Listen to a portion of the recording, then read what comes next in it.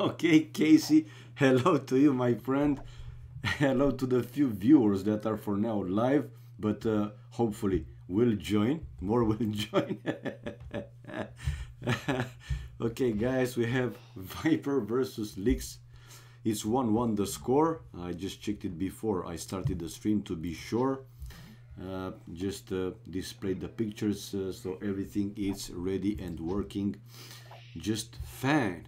Now let's check the civilization in the standard way. Berbers for Viper, Incas for Lix. Ooh. Okay, let's put here first chat off while the game is getting sync. There you go. Now the game is synchronized and it's working the way it should right from the first. Okay, what are the important aspects? Villagers move 10% faster, it's something. Stable units cost minus 15-20% in Castle Imperial, a good one as well. Ships, we don't care. The unique units, Camel Archers, Cav Archers with bonus against Cav Archers, and Janitors, Mounted Skirmishers.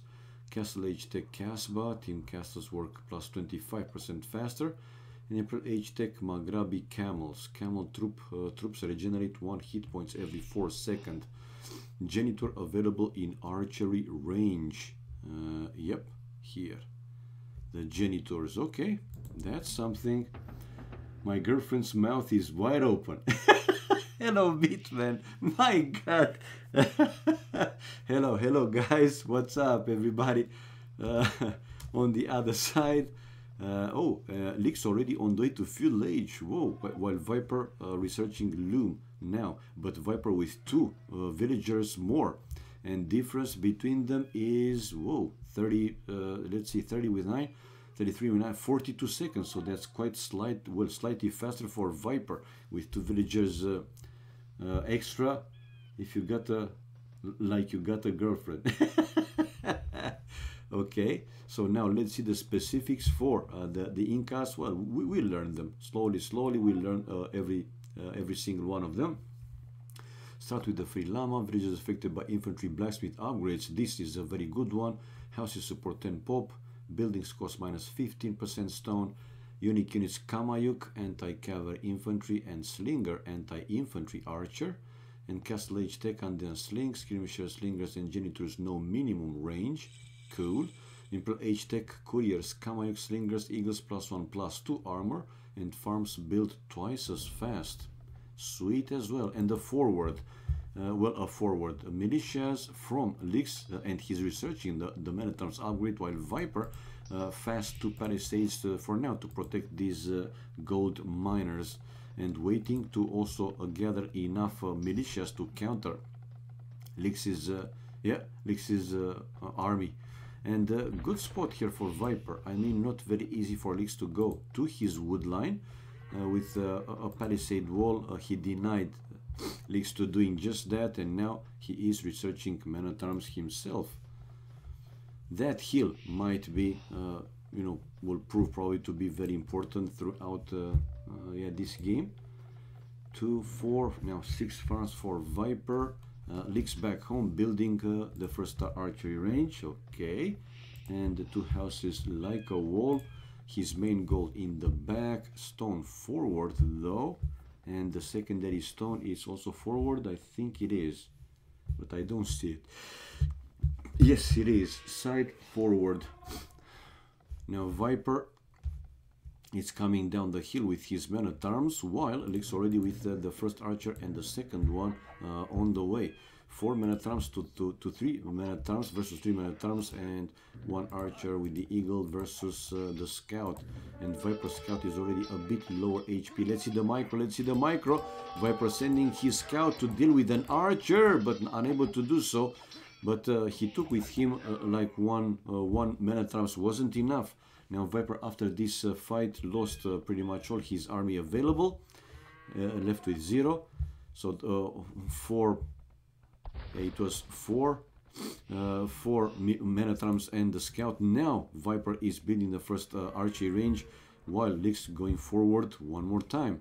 For Viper, he has forward the main gold, as well as 1 stone, another gold in the back, and the secondary stone also forward like Lix. Viper with a mill now to eat those deer in the back of his town center, and for now delayed with the second archery range, and he even cancelled it. What's the point? Well, he's expecting obviously Leaks to send forward even more units, but still building now the blacksmith, also also kind of forward and coming out with skirmishers to counter for now Leaks' archers.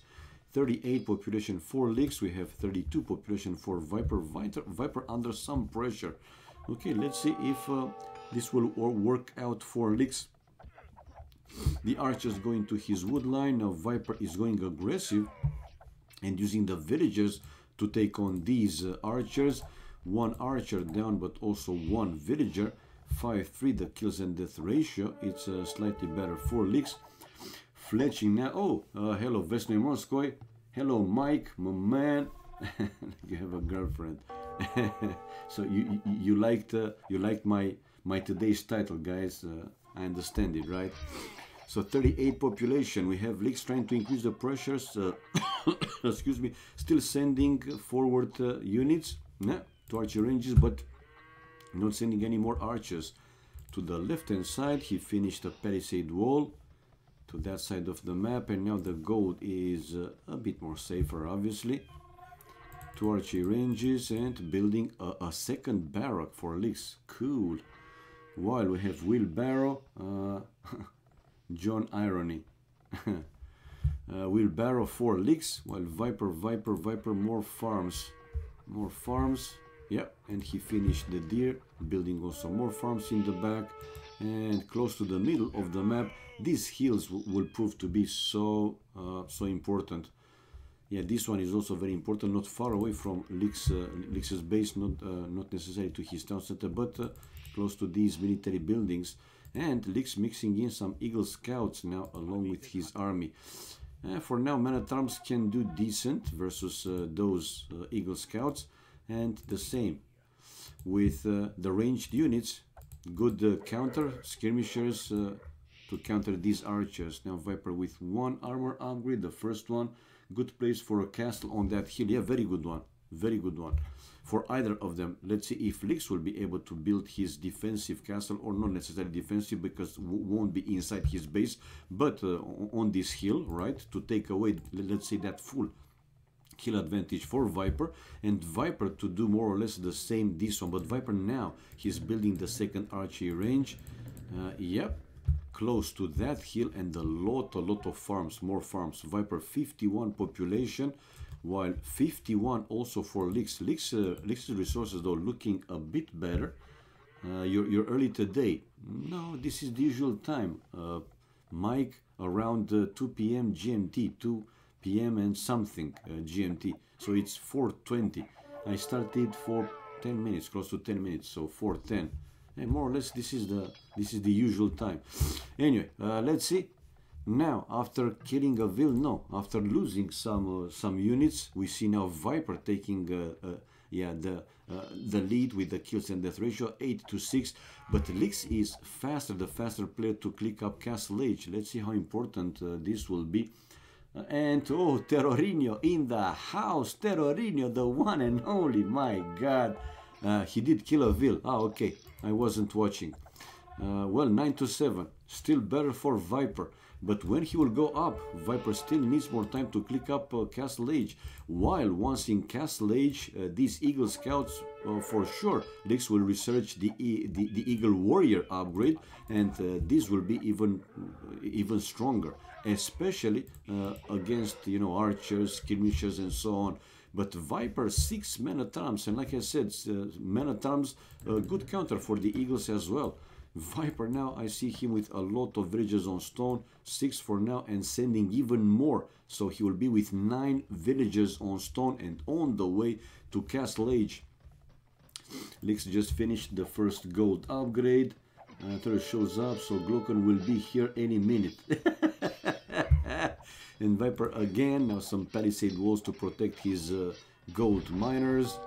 Castle Age for both. The difference though between them is 1 minute and 33 seconds.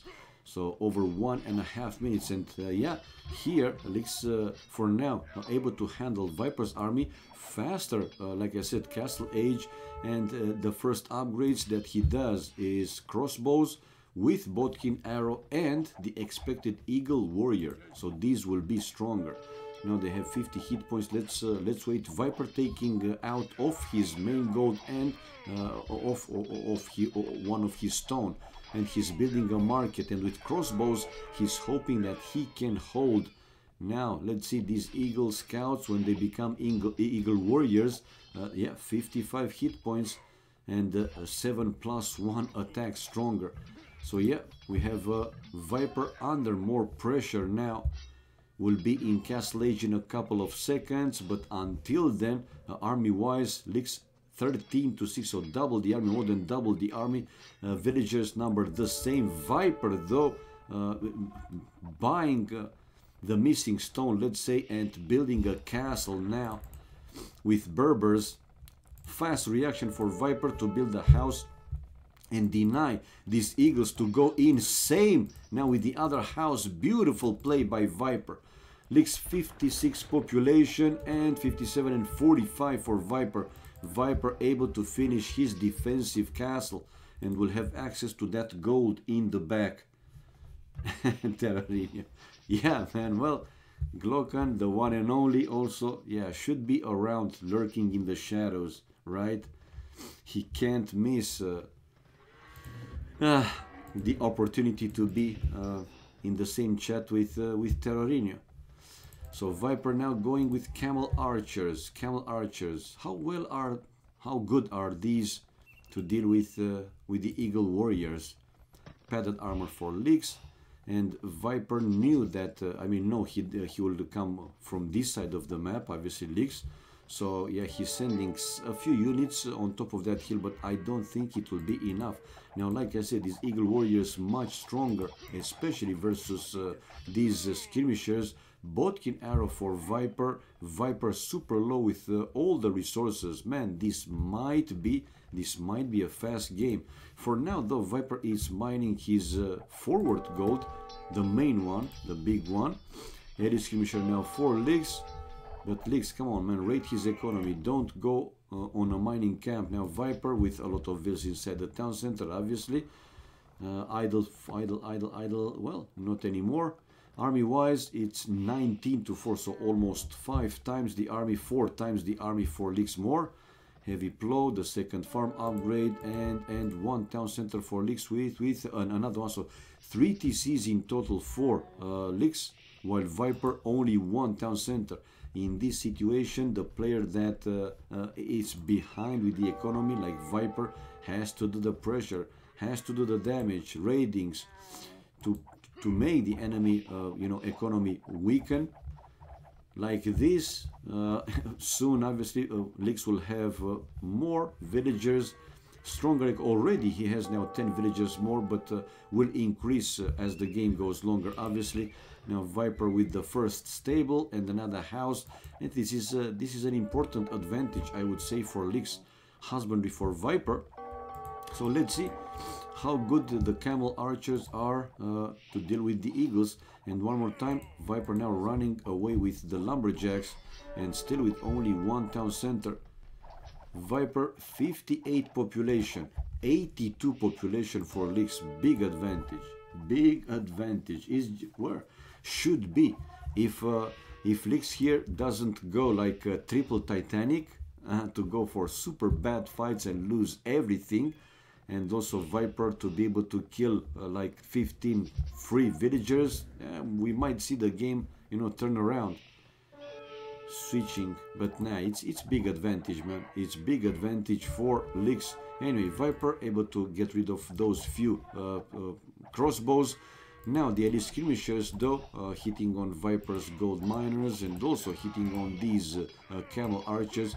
So like I said, man, Lix is kind of going, I don't know, cyborg mode. Man, watch the map. Pick your fights. Don't just pick bad fights because you have big advantage. Because yeah, he has big advantage. Don't waste it. Don't throw up the game, man. Don't throw up the throughout the game. Anyway, one more armor for Lix for his ranged units. The first stone upgrade, Bloodlines for Viper. The second gold upgrade for Lix. And to the right hand side, Lix to build another town center missed by Viper's camel archers. These villagers, yeah, not seen by Viper's camel archers. It was lucky here for Lix, I would say. Now the camel archers though going for Lix's main goal in the back. Lix is trying to save all his villages, but a few will go down obviously. One, it's down, a second one, it's going down, a third one to follow and to continue even more. So Lix, please man, don't go Titanic, okay? He was able to kill quite a few, but check out man, kills and death ratio, Viper still ahead with 2 only. I agree, not a huge difference, but still with 2 only. And let's see, forward he didn't do too much. Now he's on the run with these camel archers. He allowed Viper to kill him like 4 or 5 villagers. Man, oh, trapping Viper in. Oh, this is a good move. This is a good move. Viper's camels are trapped in. And now villagers inside the town center and the eagles. Now this was a good setup for Lix. Good job, man. Only 1 camel survived, and yeah, the others going down. Killed and death still better for Viper. Even so, 50 to 48, but it's a big difference. Now villagers wise, 28 more for Lix, and army 10 also more. Viper, did Viper build a second town center? No, Viper still with only 1 town center. So imagine the difference with the economy. It's huge, not big, huge at this point. Okay, hill advantage here for Viper, not a full hill advantage, though some of these skirmishers they had that hill advantage. Viper though now with the camel archers downhill to try and destroy this mangonel. Lix resources looking pretty good, obviously, over 100 population, but Viper is on top of that hill and will still send also more and more units. A few are waiting to go forward, and again Viper taking down some of the enemy villagers. A mangonel down the hill, which might go down pretty fast. I mean, you leave only 1 mangonel without any support army. Still 107, 104 population to 76. And Viper, the kills and death ratio now 70 to 58. He allows, Lix is allowing Viper to breathe, and check out Viper's aggressive castle, super aggressive castle. Lix is trying to build one with way more villagers and sending some units to try and stop Viper of building that forward castle, very aggressive one. Viper bringing another mangonel. Now, man, I think this time, though, it's quite suicidal for Viper called it GG in the end, even though Viper showed signs that he can come back now. In the end, the difference, the advantage was just simply too much. 31 villagers more, 2 more army for Lix, but we will see the difference with the economy. Big time. Okay, will they play another one? We'll have to wait and see. For now, units killed, 17 more for Viper though, even though Lix had 10 largest more army. Economy wise, Lix with except stone, which was slightly better for Viper. Yeah, clearly better economy, over 1,000 food, over 2,000 wood, and also 1.5 thousand gold in a 30 something minutes game. That was cool. And yeah, faster castle age for Lix. This one helped him obviously to research more upgrades, especially for those eagle warriors. Relics capture 1 by Lix, okay, and villagers highest in the end 31, more for Lix, 95 to 64. So yeah, guys, we have 2-1 for Lix. Let's go back, let's change the score, and if they are going to play another one, to start a betting. Is the picture big enough? All right. So this score, like I said, Z score 1-2. Lix taking the lead, man. Lix taking the lead. So how are you guys? Tuesday. 3 more days. Let's watch stream. It's nice. Yeah, so cold today. Yeah, even though it was sunny, Mr. Mike, it was sunny, man, but it's pretty cold. Anyway, they said they announced that you know, from Thursday, so not tomorrow or after tomorrow, the weather will become hotter. Well, increased a little bit. Don't expect to be summertime, but still. Anyway, we have the next game, game number 4 on the way, guys. So let's start some bettings for whoever wants to do the bettings. Again, if somebody wants to do the bettings, who will win game number 4? Who will win game 4? Right, option number 1 with the ID 0, as usually, is the first player in the scoreboard, so Viper in our situation, and Lix will be the second option with ID 1. So 2 options, guys, 0 or 1 to do the bettings. 0 is for Viper to win game number 4, and Lix is ID 1 to win this next game. You guys have 7 minutes to place your bets, and the usual amount between 1 and 500 credits. So again, whoever wants to bet, go, go, go. Winter is coming, I know, man. Winter is coming. Well, it will come. What can you do? It's over mid-November, so it will be in less than 2 weeks, man. Less than 2 weeks. In 2 weeks, actually, it's going to be right, Saint Nicholas with jing my bells, jing my balls, jingle all the way. Ni ni ni ni ni ni ni ni ni ni ni ni ni. Woo! Winter holidays are around the corner. Okay, it seems that not too many people, viewers, want to play the bettings. They are up and running for whoever is interested to have some extra fun. Extra fun. Okay, and mini games. Does the boss, is it running? Bosses. Ooh.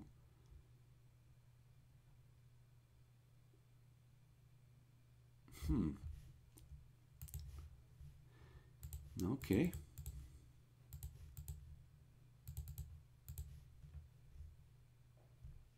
All right. All right.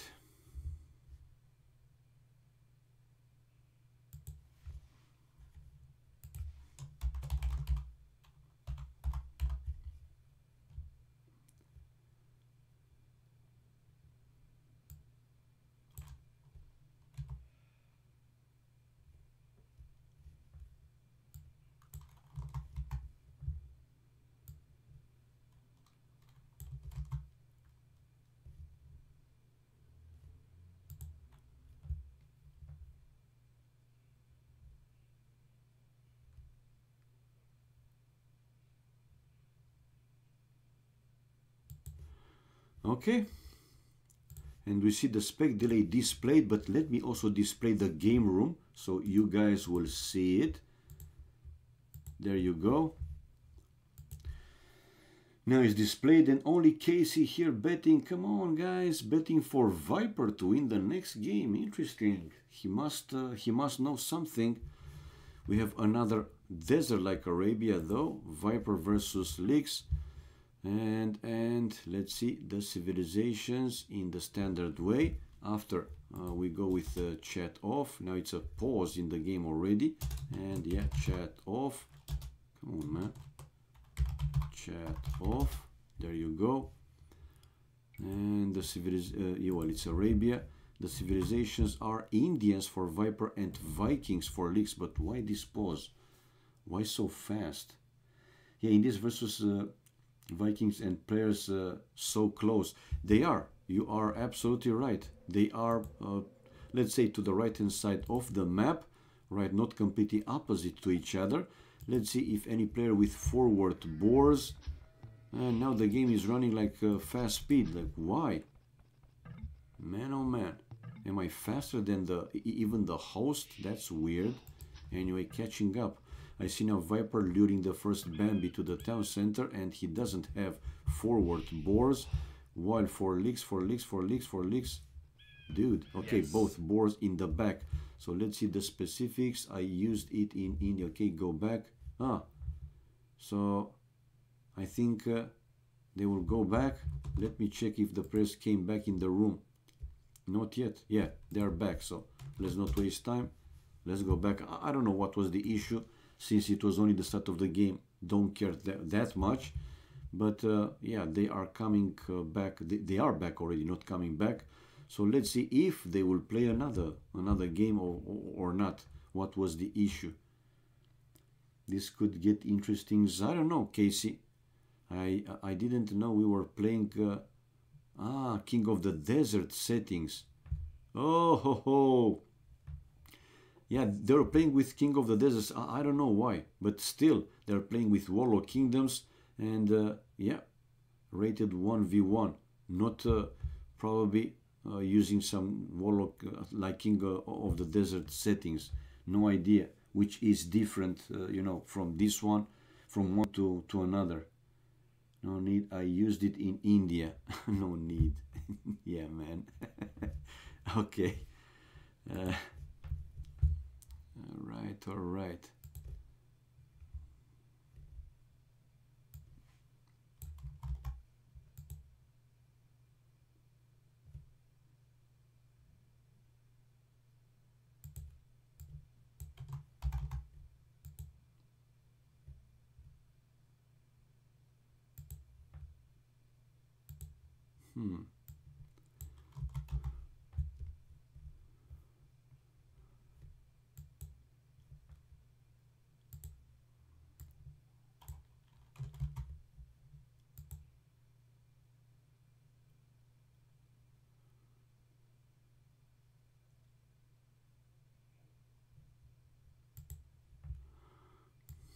Okay.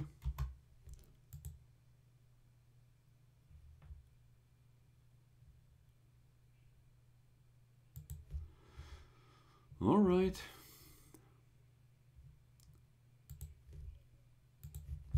We have the spec delay displayed again. I won't change my bet though. No. The bet is still running unless it was stopped, but I think it's still running. Let me check. Betting. Well, yeah, still 30 seconds to go. So yeah, it's still valid, man. You bet on Viper to win this game number 4, the next game. And now they have a green like Arabia. Okay, chat off. Let's display the civilization. It's a new one. And we have now Viper with Malians and Elix with Vikings. Now for Viper, back main gold, a side stone, a second stone in the back, as well as a secondary gold. And the third gold for Viper is on a side. Here on a side, on the right hand side of the town center, quite far from the TC though. And Malians, buildings cost minus 15% wood except farms. Obama's units +1 pierce armor per age starting from field age. Gold mining upgrades free. Unique units Gebeto, ranged infantry, castle age tech Tigui, town centers fire 5 extra arrows even empty. Imperial age tech Farimba, cavalry and camels +5 attack.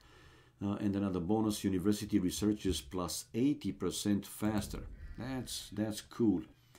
Viper switch to Malians, cheater confirmed. But on the other side we have, oh yeah, Lix picked the same. Yeah, you're right, man. He was Indians Viper, and now he's Malians, and Lix is the same like in the first attempt. Let's say it's Vikings.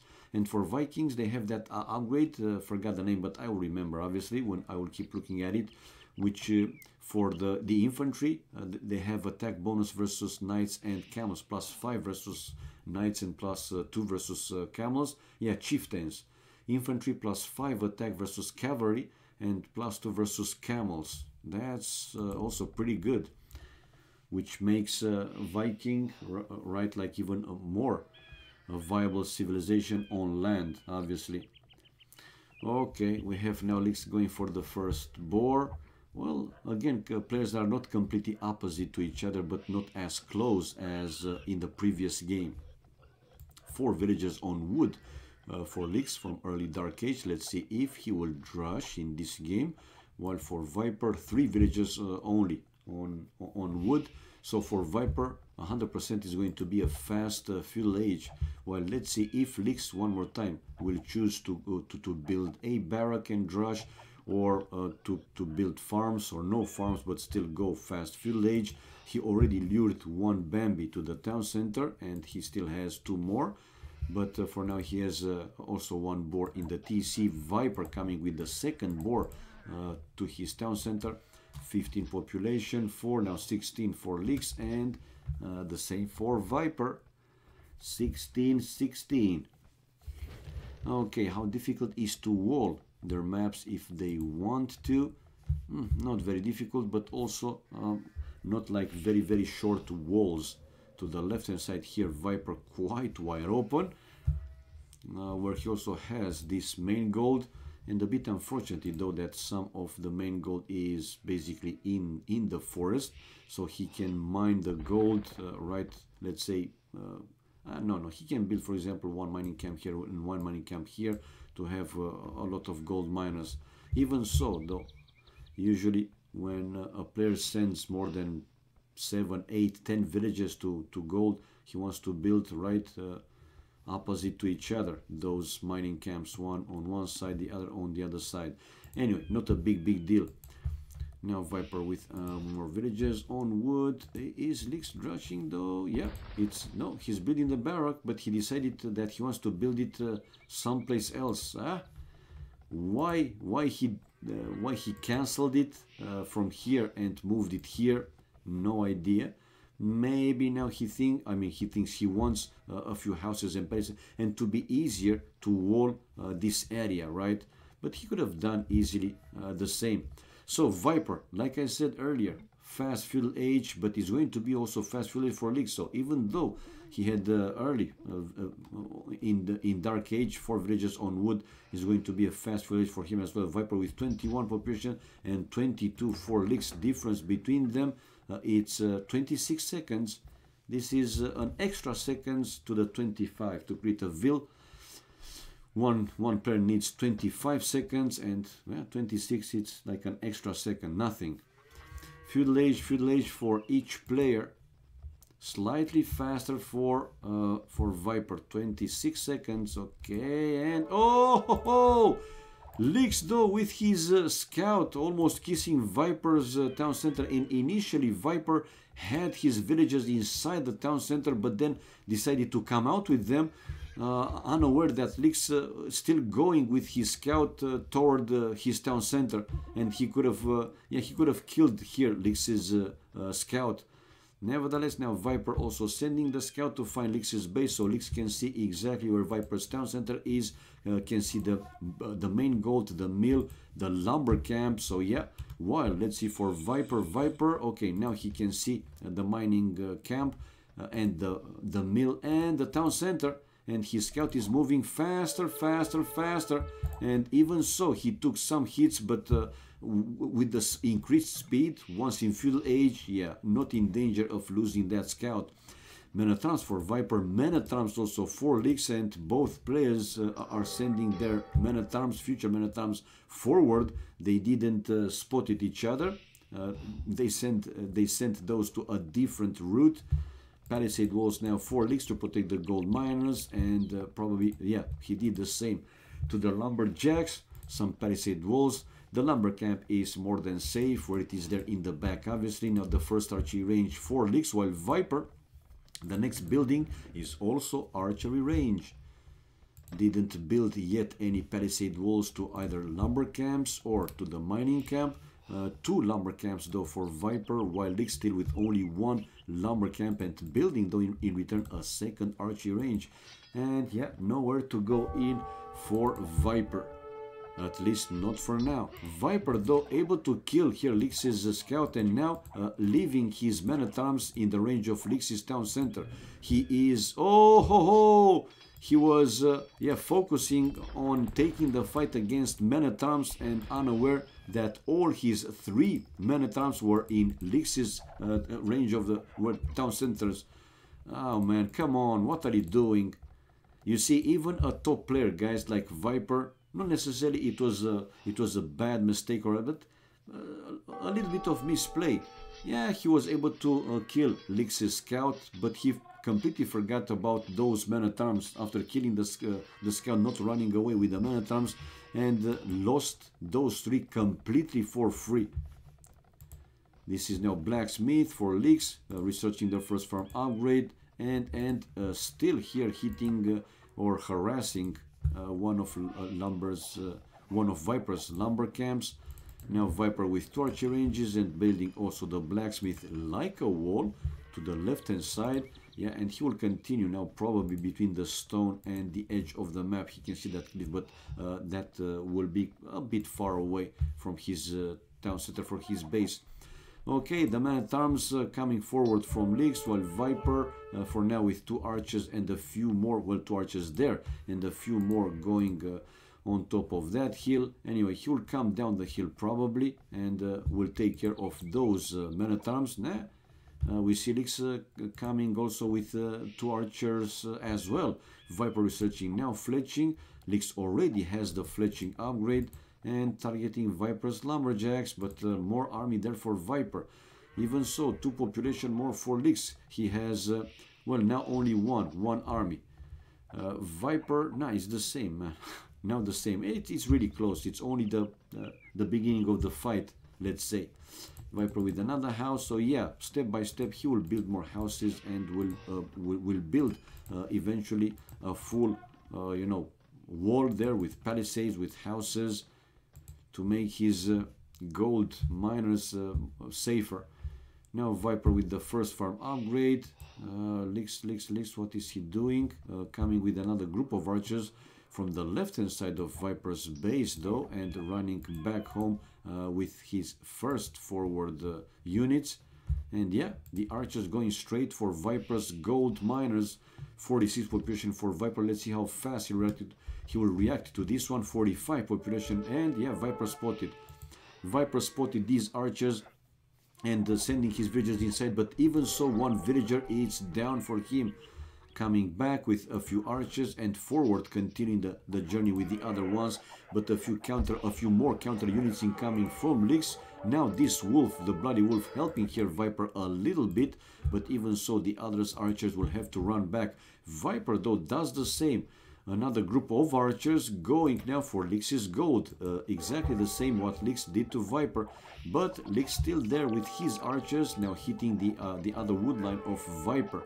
Viper going aggressive though with some villages, but even so he lost 1.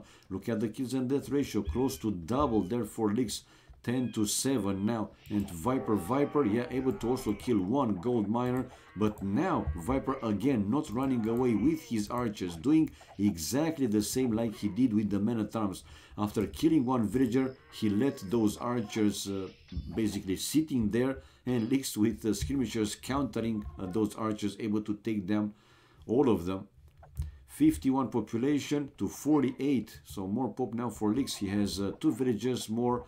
And but army wise, no, it's 1 villager more for Viper, excuse me, but army wise it's more than double for Lix. And Lix, yeah, coming with more army and a few more probably to follow. Now Viper for now, well, it seems that he will keep that hill advantage. Yeah, he will keep that hill advantage. Number also do matter, even though these skirmishers are good counters for the archers. Number also do matter, and now Lix losing the last forward man-at-arm, but he has a few more units incoming. Only 1 archer, but the others all skirmishers, and sending them straight to Viper's archers. Viper not running away. Viper, he's taking the fight. What the hell is Viper playing, guys? What's going on? It's Viper in love. What's happening? Seriously, I just don't know. I mean, you see the other player coming with the skirmishers and you let those archers. Other times, seriously, Viper was just running away, man. He wouldn't take the fight, full fight like he did. 2 more archery ranges for Viper. And Leaks here with a chance to kill another villager. 3 population more, 4 leaks. 54 to 55 to 51 now, 4 population, and one more time going for Viper's gold miners. And yeah, with a chance to kill at least 1 more villager. Viper for now is running away with 1 and the other 1 left to mine the gold. Leaks getting closer to click up Castle Age. 58 population. In the end, Viper lost 1 more villager.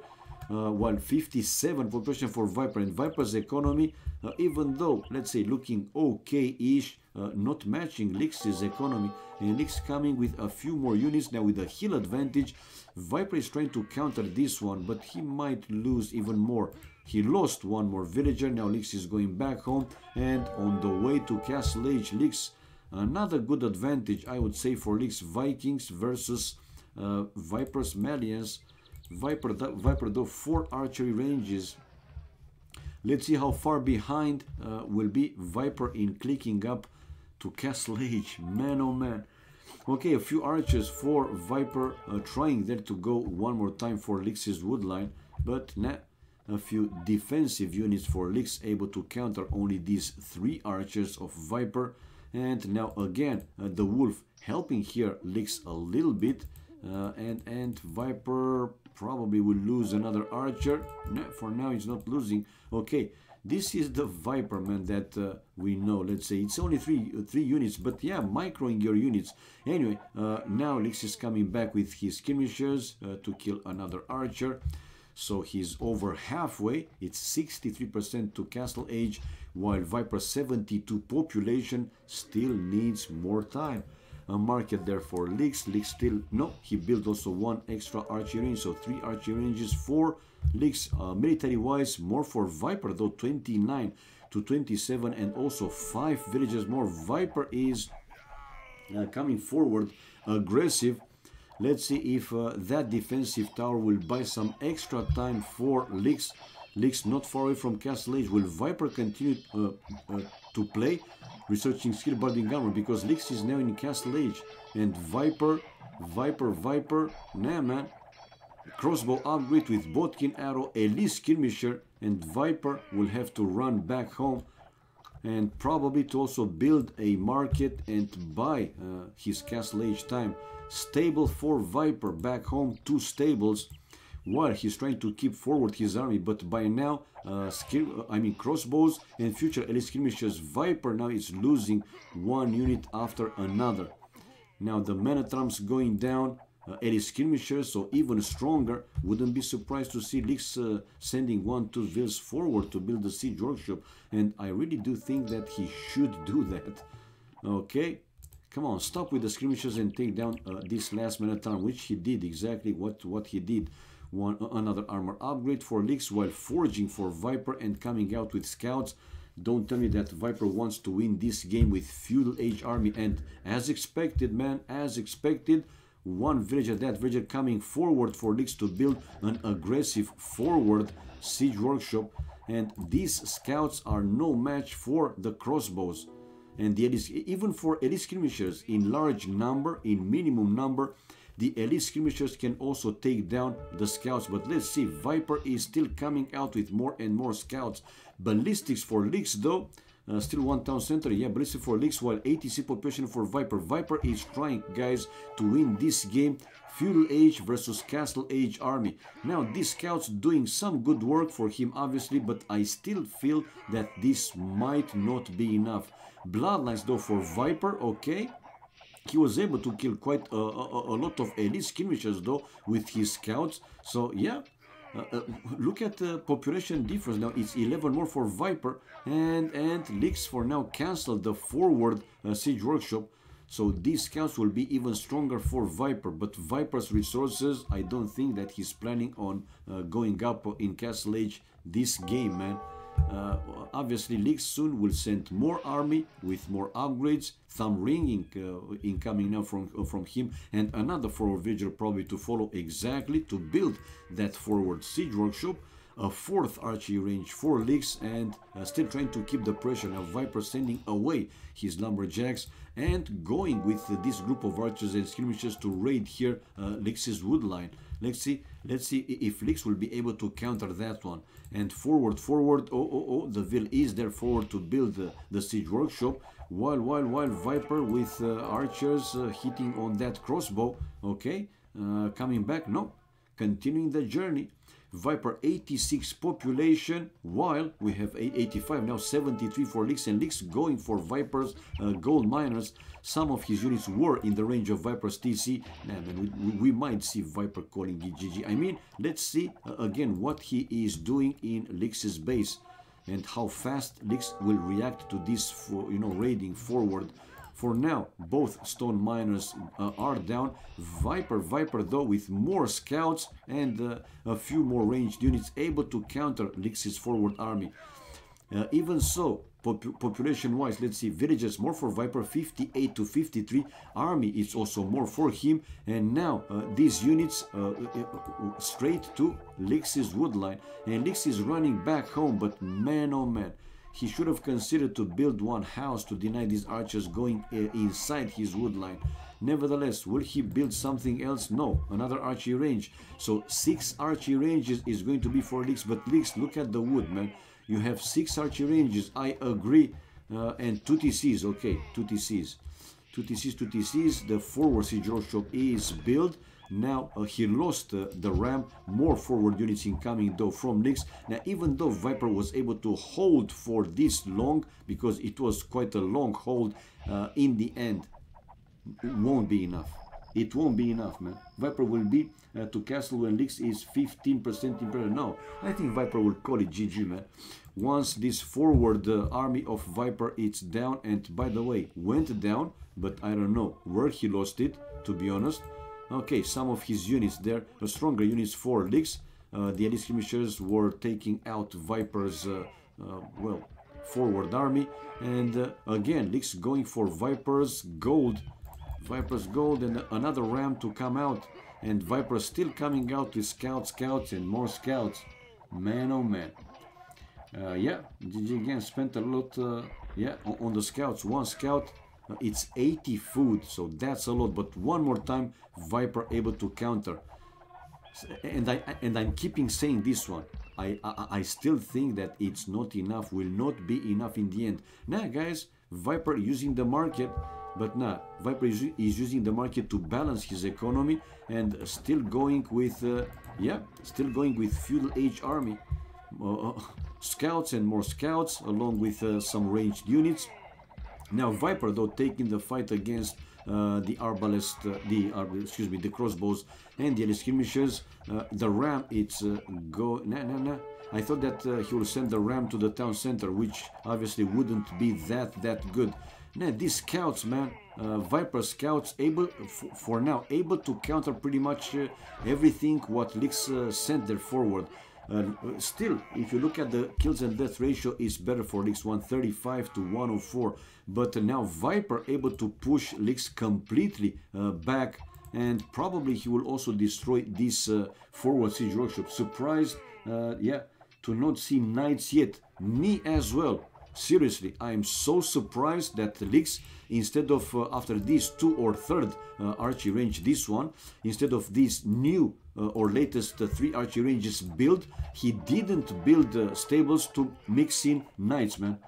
Knights with crossbows and GG would have been probably insta GG. But for now, Viper is still playing, and 91 population to 82. Now 88 to 79, still a bit more for him. But if Viper will not consider to go up to Castle Age in this game, even like that in these situations, won't be enough, man, for him. But check out Viper. I thought that he won't consider to go up to Castle Age this game, but he is, guys. Viper on the way to Castle Age with 83 population. while with 86 population now, Leaks with 2 TCs. And let's also not forget that for Vikings, they have also the economy bonus. So Leaks' economy should have been much stronger, man. Now he will click, yes he did, man, with more villagers as of now. Well, it's only one villager. Now 2 more for Leaks, and again a forwarding coming from Leaks and waiting, this time with 2 mangonels and now a ram. Here Leaks should consider to destroy Viper's archery ranges, man, to force him to invest even more wood by rebuilding those buildings, military buildings. But he's hitting the houses. Why? The hell I know, beats me. Army wise though, it's more for Leaks now, and stronger army. Let's not forget, it's they have he has crossbows with Bodkin arrow, as well, elite skirmishers, so very strong. And he also has the ballistics, he did that one, while Viper now is waiting for Castle Age. So yeah, Viper did an amazing job, right, to buy his time until clicking up to Castle Age. Will he keep the TC until he hits Castle Age? Yes, he is, man. That town center won't go down until he is in Castle Age. Let's see how close he is. Hey, he just hit Castle Age when the town center went down. And yeah, he's in Castle Age. So what's the plan? He has quite a lot of resources, researching light cav upgrade, and yeah, army wise, thumb ring, light cav and crossbow for him as well. But it seems that Leaks' push now will increase more and more, and with 2 mangonels now. Let's see. Oh, Viper not fast enough to run away, and we will see a GG. Oh, just before he had the crossbow upgrade. So yeah, man, he was in Castle Age, but like I said, in the end was still not enough. But amazing hold for Viper, and we will see the difference with the Castle Age. Leaks, I think, had like 10 or 15 minutes to Castle Age time, man, to finish this game, but unable to finish it faster than he did right now. Achievements in the meantime, more kills for Leaks with 80 more kills, 17 largest more army. Economy wise, Viper with more food and gold, while wood and stone was for Leaks. And tech wise, let's see, yeah, 14, close to 15 minutes Castle Age. Like I said, man, close to 15 minutes, and Leaks in the end though able to win this game finally. So we have 3-1 for Leaks, guys. Who would expect this one? 10 villages, highest more for Leaks as well. 73 to 63 army. Man, oh man. Okay, let's go back and see if they will play another game. In the meantime, 3-1 the score becomes for Leaks, and let's reward the credits for whoever bet for Leaks, which is none. Only Casey here bet for Viper. Big ass winner. There you go, man. Hello YSP, hello. Oh, long time no see, man. I hope that you're fine. I hope that you are fine, sir. All right, let's see. Viper. Oh, be right back. So he will need some time, a little bit of time. Who else is playing though? If anybody else. It seems that we will have more games here. So let's wait. In the meantime, let me add the bosses again. I don't know for whatever reason, but those bosses were gone. This is what happens when you change your platforms and you don't make backups as often as you need to. How am I getting credits? You did get credits? Everyone that bet on the... I have no idea, man. What the fuck is going on with... seriously, what the hell is going on with Katsuni bot, man? Wait, Leaks won, not Viper. Yeah, Leaks won. Oh, fuck. I did it wrong, man. No, you're right. I think I clicked... well, say thanks. What can I say? It was my mistake, man. In the bettings, I chose Viper because I saw there one. I chose... Oh my god. I'm so full of shit. Well, say thanks, man. Bots are on ACID. No, they are not. It was a human error. You know, usually when there are programs errors and so on, it's someone behind the screen. in this situation was me. You have a give credits command. Do you have a takeaway credits command? Yeah, I do, but I won't bother with that one, man. I won't bother with that one. I want to finish again these bosses because for whatever reason, I don't know, well, for what I know, whatever reason, I was running, you know, some tests versus an old Xeon, an X5660 overclocked, running at the same you know, frequency with a newer platform, not the latest one, but a newer one, a 4790K. I was doing you know, comparison tests, running that GTX 1080 Ti to see the differences between these platforms, a very old one compared to, let's say, a newer one, but not the latest one. So I switched platforms, right? And I didn't do backups for this Ankbot, whatever, and I lost pretty much everything. Join the boss fight. Nah, because only one boss is available, man. It's Nikov only. But let's see if it's working. No problem. Let's see if it's working. Now I'm working, and only Nikov is available. So now I have to add Jordan, then Yo, and the others. Bosses.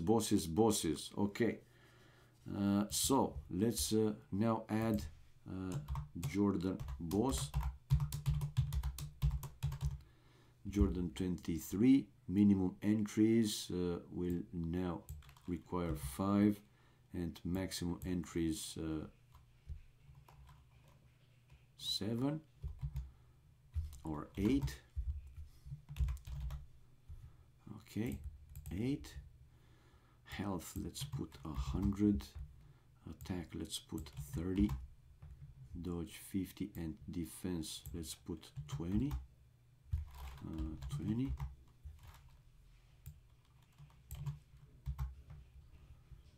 Okay, calculate chances. Let's see. Survival, player win ratio, boss win ratio 88%. Whoa, that's huge. It's too much. If I put attack now 25, calculate chances, survivor 24%, player win ratio 50%. That's a decent one. Let's say 49%, but let's even lower this one a little bit. So 80 hit points, calculate chances, player ratio 87. That's too much. Let's put 85. Calculate chances. Okay, survival rate, player win ratio 78%. Okay, I just added now Jordan, the second. Minimum entries 5 and maximum entries 8. Okay. In the meantime, let's go with the bettings for the next game, guys. Excuse me. So, who will win game number 5? 3-1 for Lix. Option number 1, as usual, the first player in the scoreboard, it's the Viper. And option number 2, with ID 1, it's Lix, the second player. So go, guys. Go for whoever wants to bet on that one more time. So we have 0 Viper to win and 1 for Lix to win game number 5. Bet for whoever you want. Challenge Sekeles. Hello Sekeles, hello to you. Sorry that I didn't see you earlier. And remember to mod here Wisepy, man. Long time no siege. Right, we have another green like Arabia. Let's put here chat off, not to interfere with the viewers, the spectators I mean. And civilization in the standard way, Hans for Viper, Ethiopians for Lix. Okay, Viper, his main gold is on a side and already brought 10 gold, by the way, to the TC. Whoa, Viper probably will drush in this game. I mean, what's the reason to take 10 gold unless you want to drush?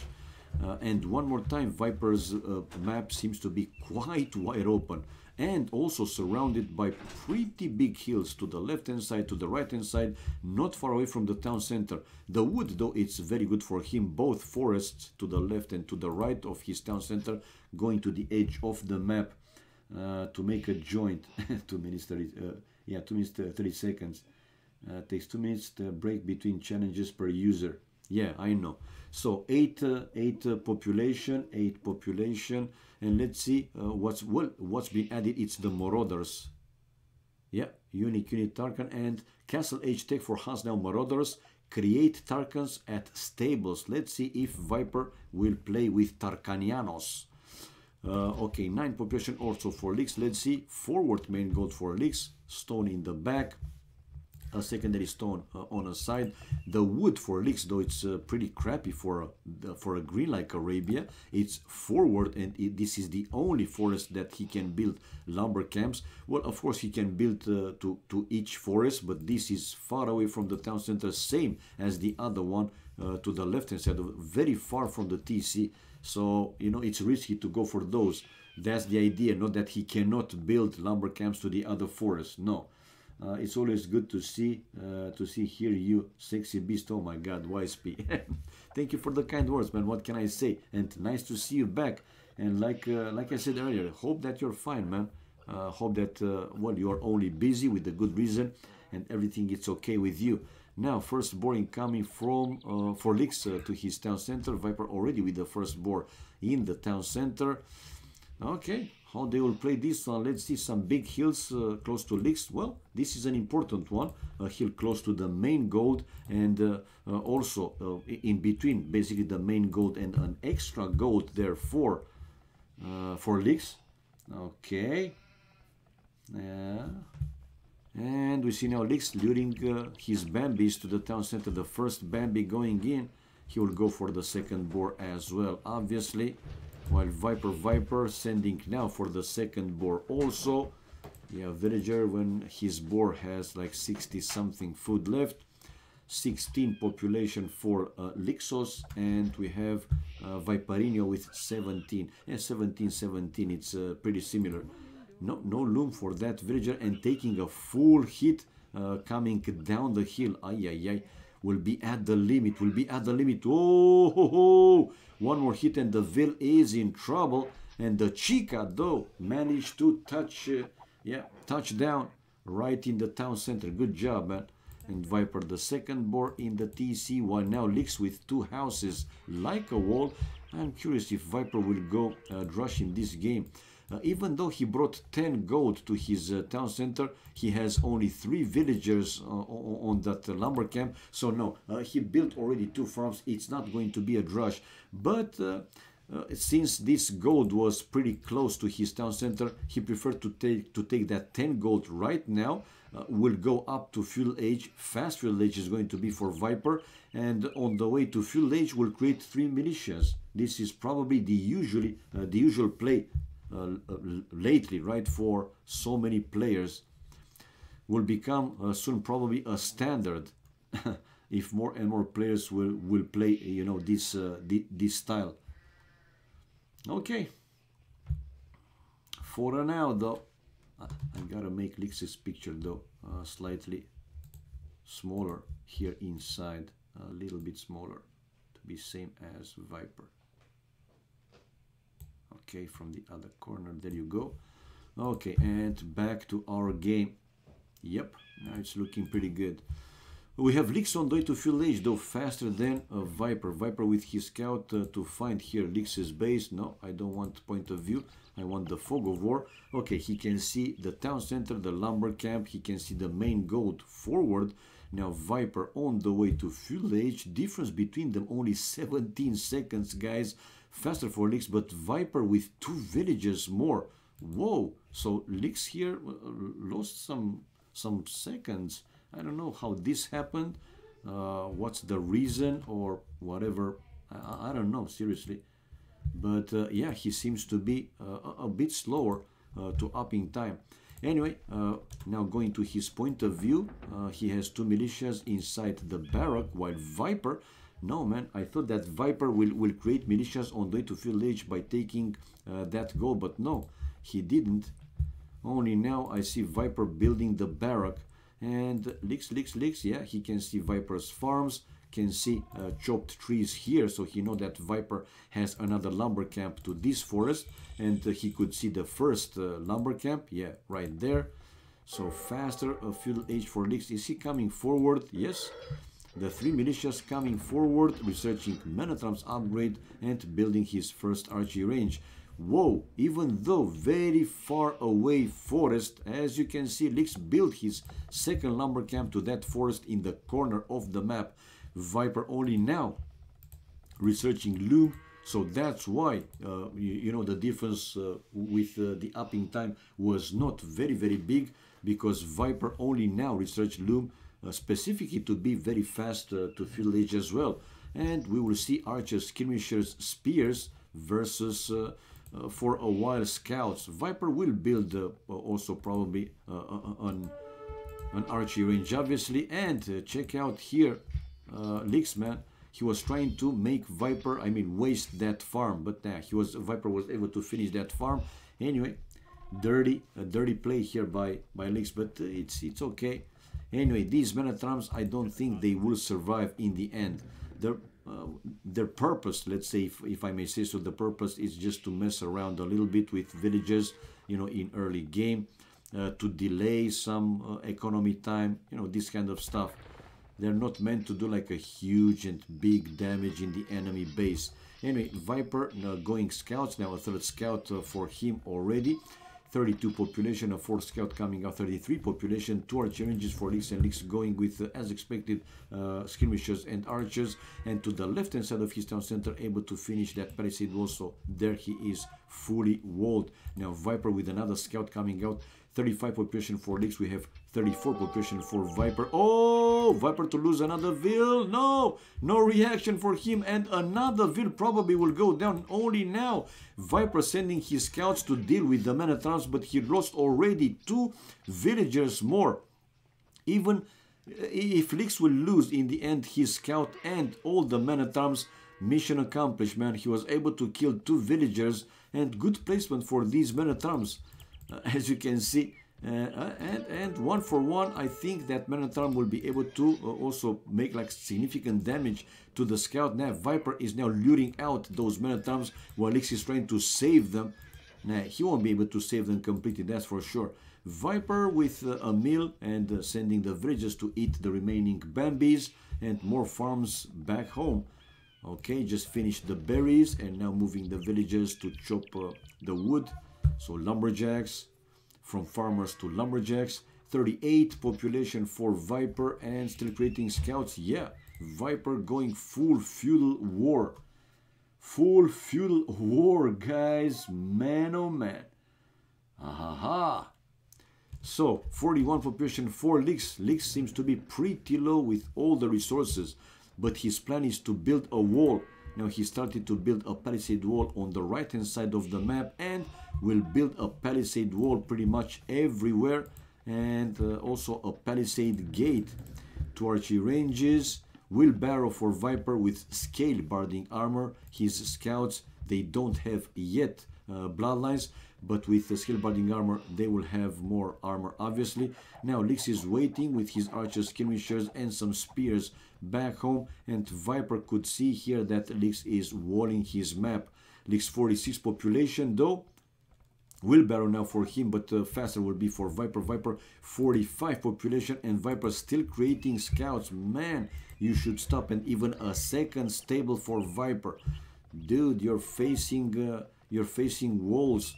I mean, it's cool, right? He will have a lot of scouts, but wouldn't have been better to build 1 archery range and to create a few archers, to deny Lix of building more walls behind the walls, because yeah, he's hitting the houses with the scouts, and they are pretty strong, right? But should be easy for Lix to build houses again behind the houses, you know, those kind of stuff. And yeah, Viper now, he realized that he'll have to go someplace else to try and break through. Forging now for Viper, so these scouts will be even stronger. So they will be fully feudal age upgraded. They have the bloodlines and the attack and armor upgrade. Now we see though these few forward units from Lix able to take down Viper's 1 villager. I think Viper building a second archery range now and researching the fletching upgrade. So full wall for Lix, he's sitting behind the walls, while Viper, I thought that once he spotted Lix with the walls, he will go up to castle age faster, but no, he created more and more scouts. And with a second stable, let's see, is he creating more? No, now he is mixing in, he's adding some ranged units along with these few, well, few. He has quite a lot of scouts, not only few. Military, though it's 18 to 16, now 19 to 16 for Viper. Villagers, though, leaks with 5, now 4 villagers more, 39 to 35. Viper 54, population 55 for Lix, and Lix really close now to click up Castle Age. He's missing just like 49, even less, now 10 food. The gold is there, and he will be on the way to, now dropping the food, and on the way to Castle Age with 56 population. And army, 4 more for Viper. Viper going again forward with his scouts to break through, to destroy the palisades and break through. Padded archer armor for Viper.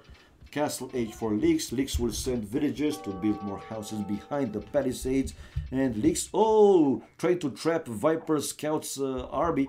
But now Viper is running away. Only 2 spears though, but archers and skirmishers. Surprised though to see Viper not taking the fight, man. Those scouts are damn strong.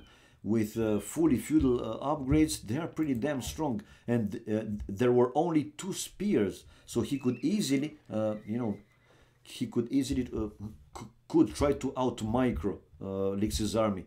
No, still on the run, still on the run, and waiting for Lix to come forward.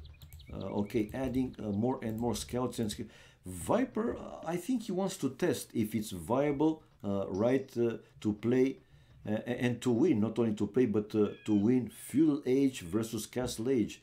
Lix almost in Castle Age, guys, like 15-20 seconds away of Castle Age, while Viper, nah, man, will it happen like in the previous game with Viper staying in Feudal Age for over 10 minutes and trying to take Lix down with his Feudal Age army? But I'm not convinced that you know, this is a good option. Anyway, for now, Viper with double the army, man, 40 to 18, when Lix just hit Castle Age. And coming forward with now pikes and future crossbows. Crossbows and Bodkin arrow going for Vipers, farmers, and one of his wood lines. Crossbows, Viper running away right away and coming back home with him. But this time, Lix has 2 stables back home and coming out with knights as well, not playing like in the previous game to stay with only ranged units. Now Viper sending his skirmishers to that corner of the map to face here Lix's army, obviously, while Lix will try probably to save those to run away. These two knights, no, sending them, but until they will be there, Lix here to lose pretty much all his units. The skirmishers still a good counter for even for the crossbows, and Viper a lot of scouts. Yeah, for now Viper winning this first, let's say, big forward from Lix, and fast reaction for Viper, man oh man, but not fast enough to build palisade walls to the other side of the lumber camp, and the knights taking the fight against these scouts. Man, number also do matter. I mean, Lix should have considered, right, not to lose his ranged army, ranged units. He should have gone to have the hill advantage, and in the meantime to also come forward with his army. Anyway, Viper 82-83 population and still creating army right from, no, not creating, no, he does. Well, he's creating from archer range another archer. Now, I think Viper in this game, though, he will gather the resources to go up to Castle Age faster than in the previous game. In the previous game, close to 15 minutes, man, Feudal Age versus Castle Age, and it wasn't enough in the end, even though he defended very well for a very long time. Now the second would upgrade for Lix. He was sending 2 more knights forward, but then decided to go back, while Viper with his scouts intercepting that 1 crossbow. So yeah, obviously here Lix will need more than 2-3 knights. His knights, no bloodlines, +1 attack and +2 armor though, and it's time for that scout to run away. Lix a second town center to the extra gold outside his base, outside his walls. So Viper 92 population, not clicking up, still not clicking up to Castle Age, while Lix step by step, slowly is gathering more and more knights. Army difference though, it's more than 3 times here for Viper, close to 4 times actually. 48 to 14, now 49, 50 to 14. Villages though, 2 more for Lix. But I'm still not convinced, right, that in the end, you know, feudal age army will be stronger. Even numbers, you know, even though that numbers do matter, when Lix will gather a minimum number of knights and, you know, ranged units, then his army will be much stronger than Viper's.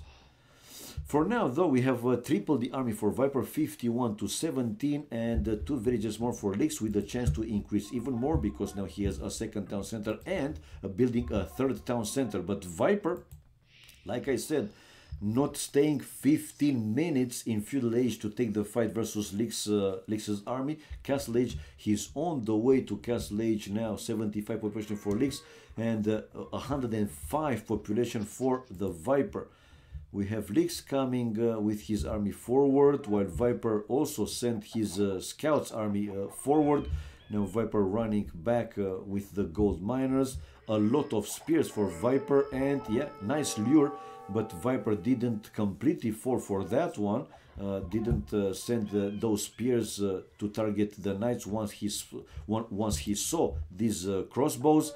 Yeah, and let's see. But even so, Lix lost 1 knight, and Viper's now scouts targeting these crossbows. Will those be enough? I think they will, man.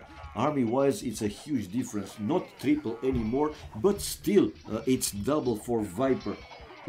Why do you think Viper loses so many games in rated, but in tournament he wins most of the time? John Carrier, it's easy. I mean, it's easy.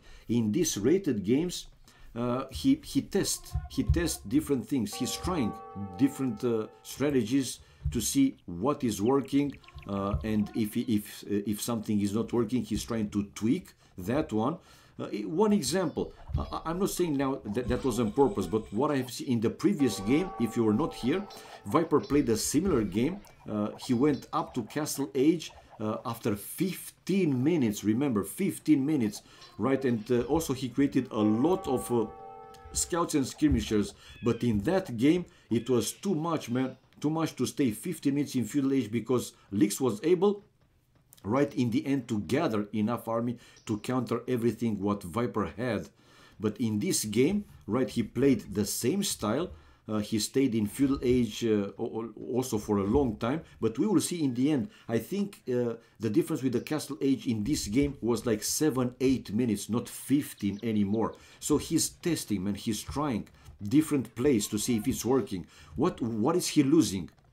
Points, rating, not a big deal, seriously. But more important, to test against top players to see what is working and what's not.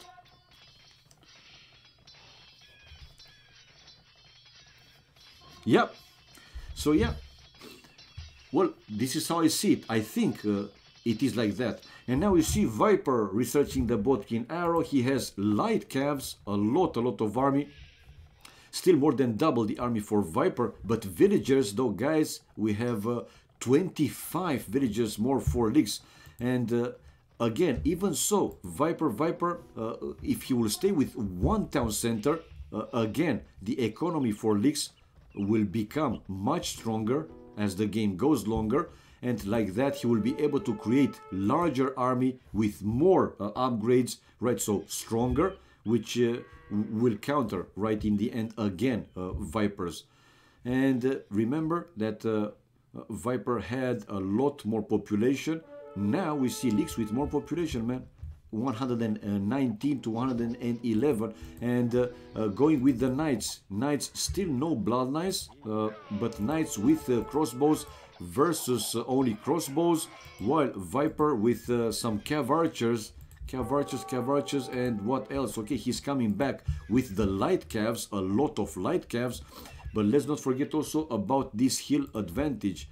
That might be a good hill advantage for the player that has the army on top of that hill.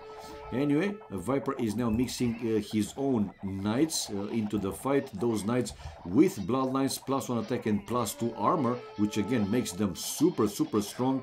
So now the army, you see, it was 4 times more, then 3 times more for Viper, then double, and now 10, 11, still more for Viper. But Viper got, well, only one town center. Only one town center, so in this situation, he is the one to do the pressure, to increase the pressure in the enemy base, to raid the enemy economy, to make it weaken and so on. And we see now a 4th town center, even for leagues, so 4 TCs versus 1 town center. Villagers difference close to 40. 39 more villagers for leagues, and even you know, for Hans, which they have these cavalries cheaper, I still don't think that will be enough in the end.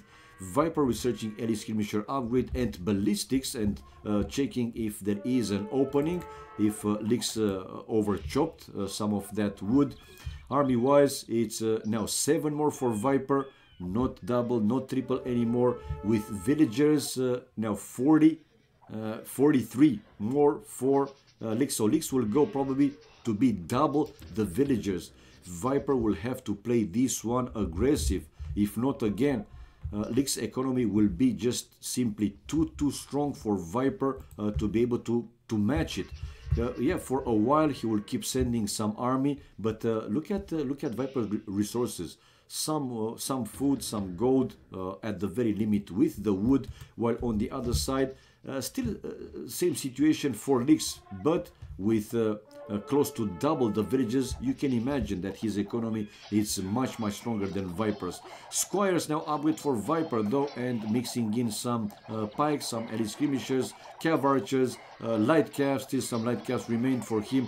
Now army though, it's more for Lix, and wouldn't be surprised to see Viper calling it GG one more time, even though as Hans, and you know, testing if this strategy is working.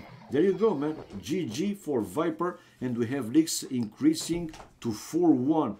2-4-1. Oh man, oh man. Okay, let's check the achievements and we'll continue from there.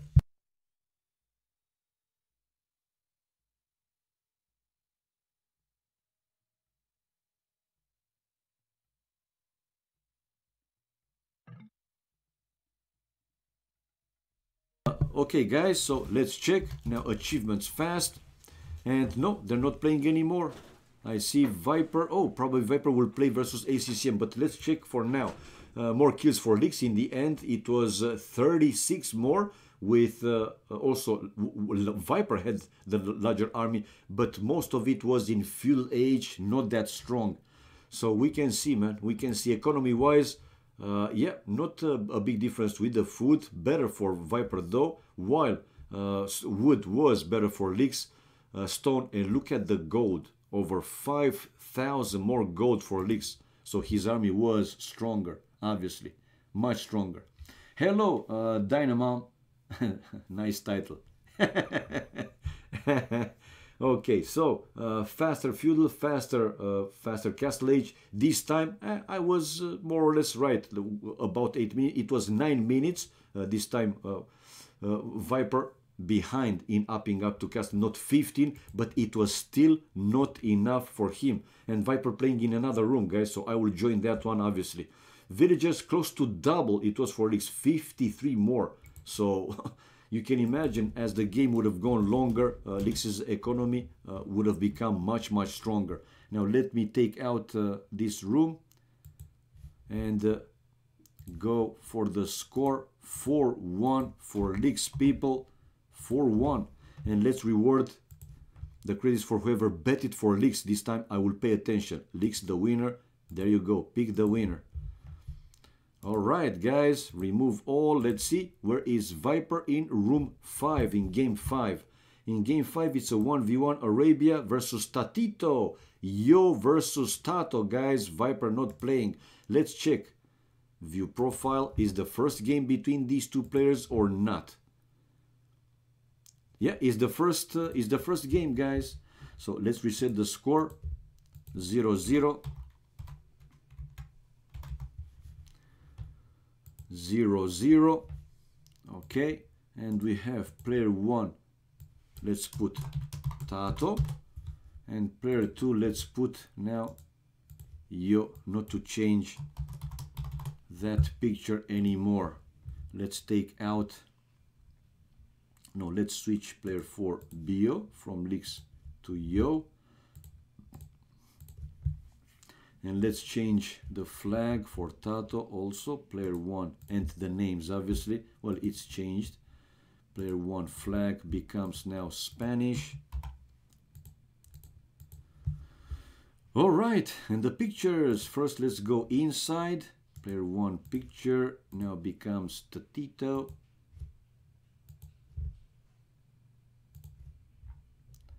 Where are you, Tatito? Tatito, there you go. Tatito. And player 2, it's now, player 2 picture, it's now Yo, Yo, Yo. And for Yo, I have to resize it, unfortunately for me, but hey, it is what it is. Yo, there you go. Bam, just like that, beautiful. And on the outside, I have to do the same with Yo. But fixed it, guys, as you can see.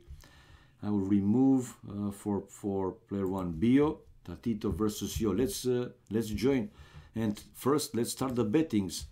For how long they're playing? For 30 minutes. I will do the bettings from game number 2, okay? For this one, let me catch up if possible to see how the game is going, the first game. Hopefully I will be in time until they will finish that first game. Let's join. Okay, it's running. So let's see the civilization. First put the chat off, and it's a green like Arabia. Japanese versus Brits. Japanese for Yo versus Brits, but I have Tato with the blue color, so let's make him like that to match the scoreboard, what I have in the scoreboard. So, beautiful move here by Tato with Brits, trapping Yo's scout inside by building that house. Very good move, man. Very, very good move. He will have to keep that house repaired though for a while. And Tato with palisade walls now pretty much everywhere. Yeah, this first goes to the edge of the map. Yo though coming aggressive with a forward tower and another tower to try and deny Tato of that gold, to hit the gold, but unable to do so, at least not yet. More population for Tato though, 39 to 35. Let's see, castle age also for Tato, while fuel age for fuel age, didn't I put here chat off? I thought I did. Okay. Yo is on the way to castle age, but Tato is already in castle age. It's a full wall for Yo as well. No, not a full wall. Now it's a full wall with one defensive tower to the wood. And again, Yo going aggressive, taking out Tato of that wood line. But Tato with 2 mangonels, 1 forward tower, it's down. A second tower, it's down. He has 1, 2 town center, 3 town centers for Tato, so booming mode for him.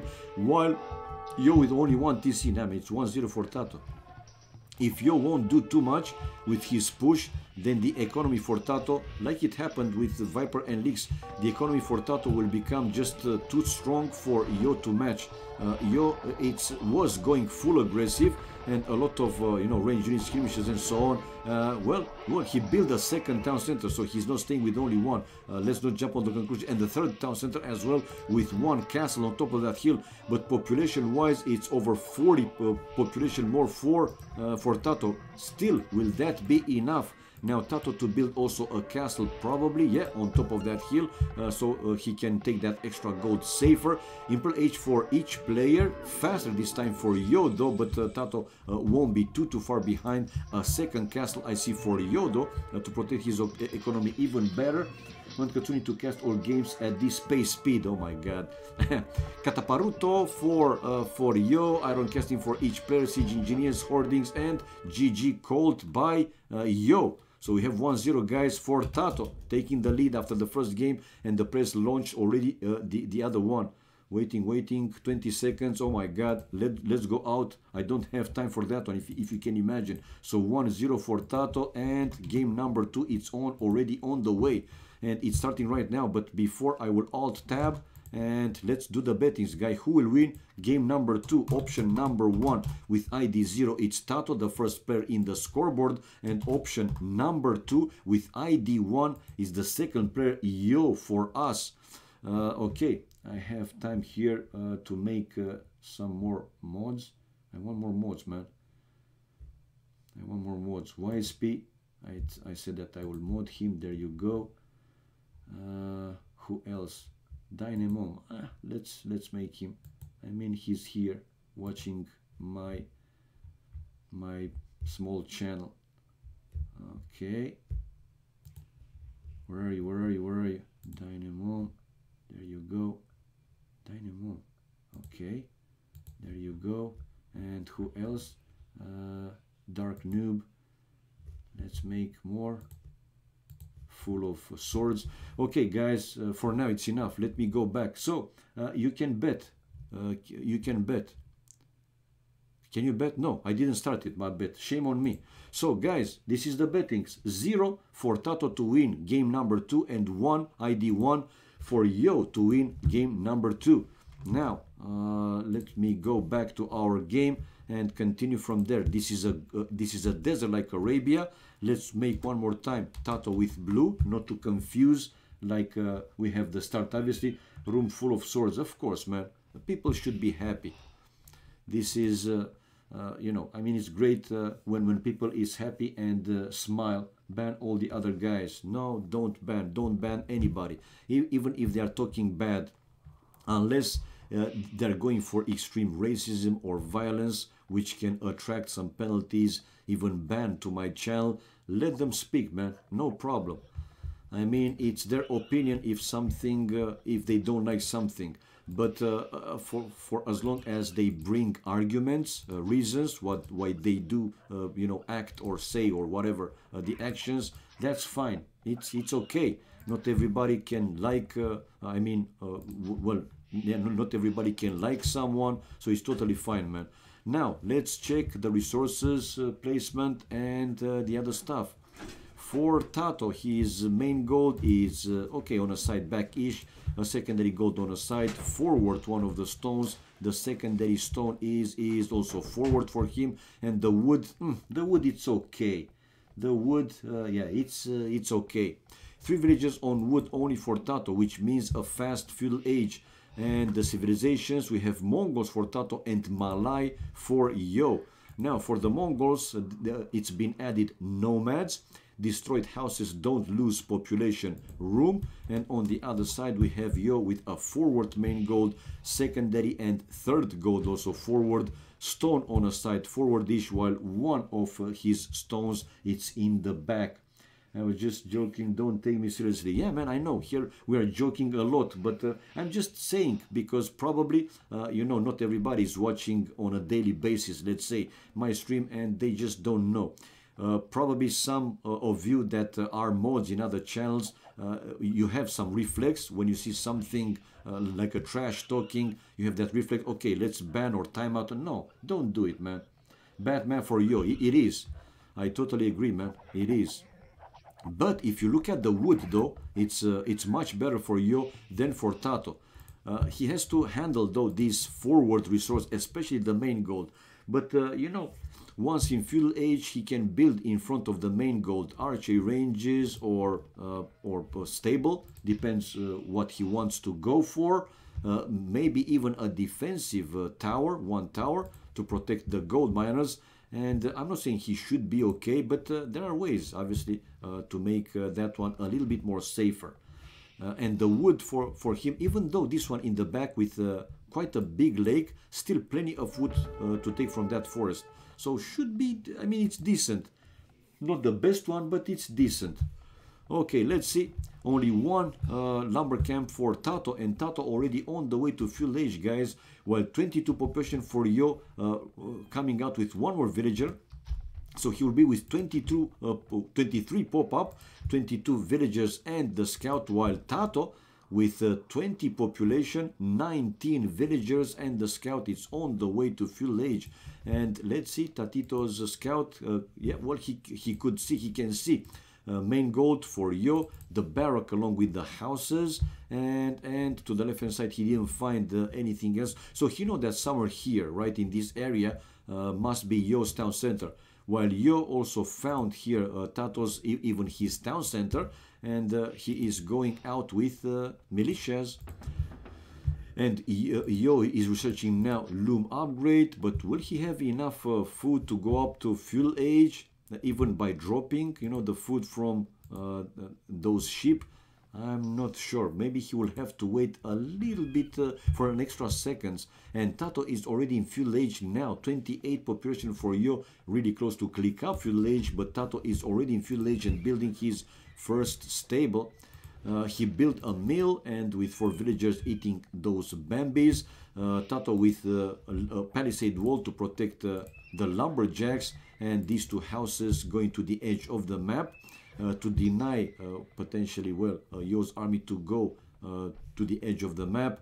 Anyway, palisade wall now to the villagers taking the berries, so not too much for Yo to do right now. Horse collar, so the first farm upgrade for Tato, and still undetected with these hunters. Yo on the way to fuel age though. He has 2 villagers more and 4 to 2 the army for Yo. Not, I mean, nothing too significant. Forward villas, looks like he saw it. Forward 4 villagers. Yeah, no. Yeah, okay. Now Yo just spotted these hunters, and will he research the many times upgrade? We see Tato coming back with the scout, but Yo is in fuel age, so he can run away from the other scouts. No, you're researching the first farm upgrade as well as the first wood upgrade, the double bit X, while Tato waiting for more scouts to take the fight against these militias and Yo's scout. 27 population for Tato, 29 now, and 30 population for Yo. Yo 4 villagers on gold, while Tato with no villagers yet on gold. No, he doesn't yet have. And Yo is researching Menatrans, but a bit late, if you're asking me. Usually, we see that upgrade pretty well earlier in the game, pretty fast, right away when they hit fuel age. But no, he preferred first to research the more important economy upgrades for the farm and for the wood, which obviously it's a good choice. Yeah, I thought they were 4 villas, but he just wanted to go hunting. Yeah, I saw it. And another attempt of raiding here from Yo. I mean, he's still keeping that forward army in the place. Okay, now these are stronger, obviously, so Tato will use 1 villager to keep that palisade repaired. Oh, and Tato's forward scouts finding Yo's gold miners, and not only that, for now delaying here Yo to build his first archery range, and at least 1 villager to go down. 1 villager going down, 5 scouts forward for Tato. Okay, he will keep raiding obviously, while Yo is still trying to destroy the palisade and hit on these villagers taking the berries. 36 population for Yo, we have 35 population for Tato, and yeah, Tato going around with his scouts around that town center, trying to find the lumberjacks. Another spear they're waiting though for Yo, and yeah, let's see, he is out microing that spear. Good job, man, good play. And Tato here with a chance to kill at least 1 more villager. Town watch for Yo, but no reaction, man, no reaction. Send your villagers to the TC. Yo. La la la la la la la la la la la la. What are you doing, man? What's going on with Yo? I mean, I agree, right? And I see Viper, yeah, he's losing games in rated. When playing rated games, he's trying. We see him trying different stuff, different strategy, different plays against top players to see are they working or not working. But Yo, man, instead of running away with the vills, 1 more villager going down. Look at the kills and death ratio. I'm not saying that is huge, but 3-0. It was good snipe here for Tato.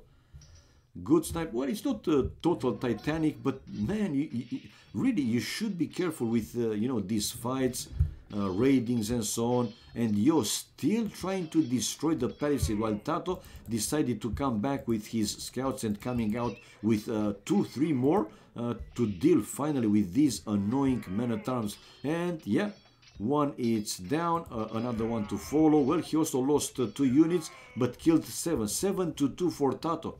Researching wheelbarrow, 42 population for him, while 40 population for Yo, building a second lumber camp to the same forest, and a defensive tower. I don't like this one too much, to be honest, but since he saw Tato for now, though without any ranged units, this tower should do fine for a starter. I would have liked to see more a forward tower, right? But probably he was afraid that Tato is already sending his scouts forward for the raiding, which he did right now. And palisade walls there for Yo to protect the gold miners. This is not a full wall there at this point. Let's see, Yo will build in time another house or no, man. What is Yo playing, guys? What is Yo playing, man? Didn't look too strong versus Stark either. Yeah, I don't know what's going on with him. And here Tato with a chance to kill another villager. One more villager, yeah, and one more villager going down. He lost a scout, I agree. But you kill the enemy villagers. Look at the village difference. More for Tato though. 3 more and the army the same. 13. And this is blacksmith now for Yo. To the right hand side, Tato with a forward, a very forward lumber camp. Oh man, oh man. Crappy wood for Tato. And building another house, fletching for Yo. All right, and Yo still with archers and some spears. The defensive tower. We might see Yo sending 1-2 vills to mine stone, because I imagine that in Castle Age he wants to build some economy, so to build more town centers. Yeah, didn't look so strong. Nevertheless, it was. I heard that those were really great games. I haven't watched them, by the way, but I will download the recorded games to watch them. So many, viewers said that they were amazing, great games. Okay, another raid now for Tato. Let's go back to our game. And again, hitting Yo's woodline. And Yo not running away with the villagers. This time he stayed aggressive and used the villagers to fight alongside with his spears and his archers. Now the scouts for Tato targeting the villagers, while the skirmishers targeting the spears and the archers, but Tato doesn't have enough units there forward. Now he's bringing a few more units forward, but will those be enough in time? Will they come there in time? Well, for now we see Tato able to take down all the spears, defensive spears, so these scouts with bloodlines, they are pretty strong. And another villager going down for Yo, and he's not running away with the lumberjacks, and the skirmishers targeting Yo's archers, and the scouts targeting Yo's villagers. Now Yo is running back to his town center, getting really close to click up Castle Age though. Check it out, guys. 47 population and Yo on the way to Castle Age. Wow. And okay, I forgot to put here chat off. Let's put it now. Now he has the food, so let's see one more villager coming out for Yo. Let's see how far behind Tato is. Well, Tato probably will stay in feudal age for a while and will create more army to keep the pressure in Yo's base. But Yo, will he go up to Castle Age or not? Oh, hello Fangorn, hello to you. Hello everybody else watching the stream, welcome guys. So yeah, Yo on the way to Castle Age with 49 population, while Tato with 73 population. He has 24 more villagers, 7 villagers more, and army 17 army more. Bloody sweet Mother Virgin Mary, let me pinch your butt and call Alleluia, Alleluia, Alleluia. Oh, just to have a good time, if you know what I'm saying. So Castle Age here for Tatito. Oh, and Tato, no, for Yo, excuse me. And Tato found the other wood line of Yo. So Yo on the run one more time. Now Yo has mixed in some scouts to try and deal specifically with the skirmishers first. But Tato, man, doing great here. 20 more kills for him, 36 to 16. But now he is in Castle Age. I mean Yo in Castle Age, while Tato really close to click up to Castle Age. 25 to 9 the army and villagers. 14, 15 villagers more for Tato. It's huge difference.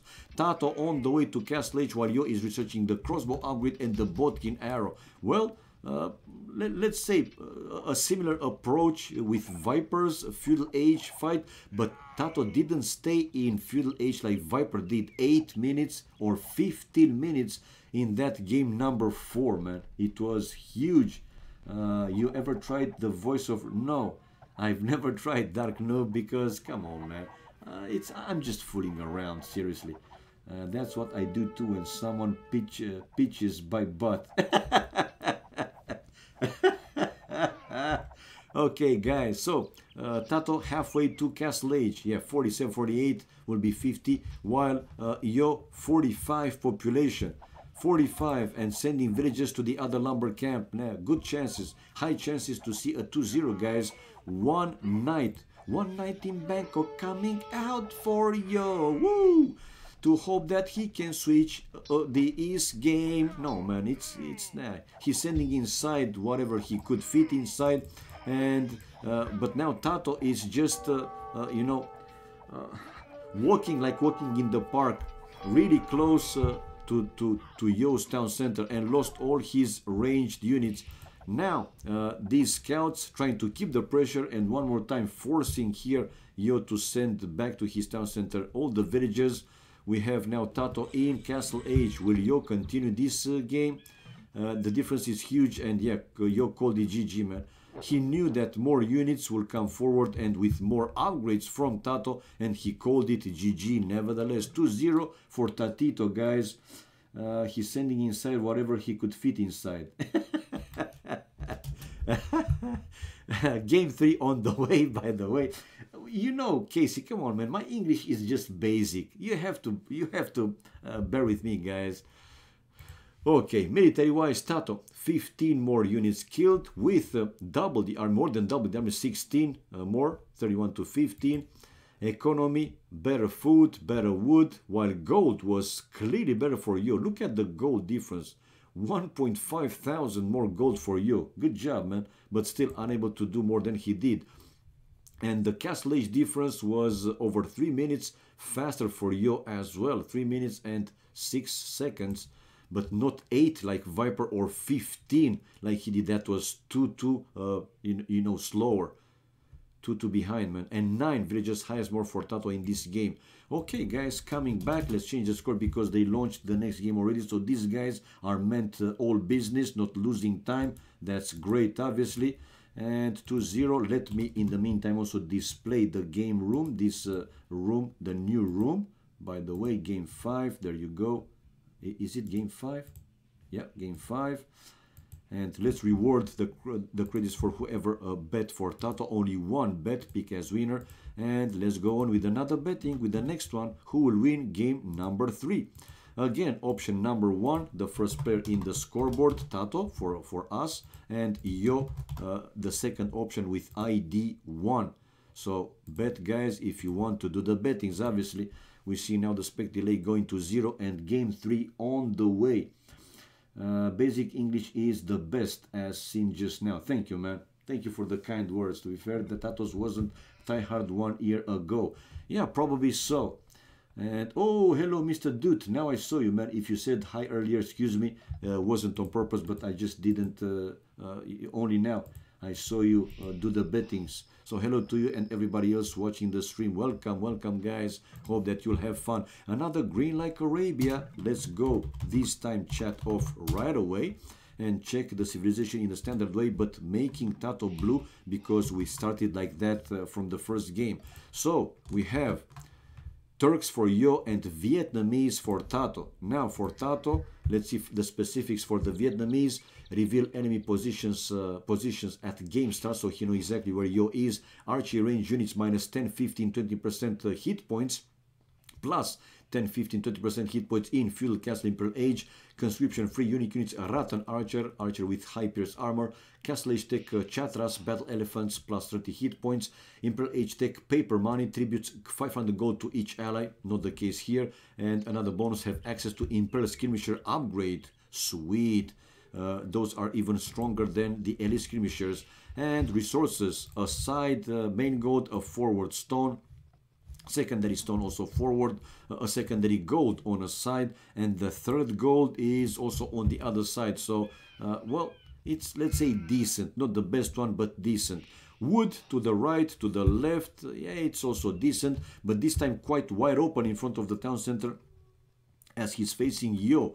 On the other side, Yo with now the first Bambi to the town center, or that's the first Bambi to the TC, okay. 3 villages on lumber camp, which means a fast village for Yo. For him, for Turks, what's been added is Castle Age Tech Sipahi, cavalry archers, janitors plus 20 hit points, and the others are pretty similar with the previous ones. Resources wise, gold and stone, both stones forward and in the range of each other, not far away. Also, it's a side a bit forward-ish, main gold with a side secondary gold, and the third gold forward. Not the best map for Yo as well.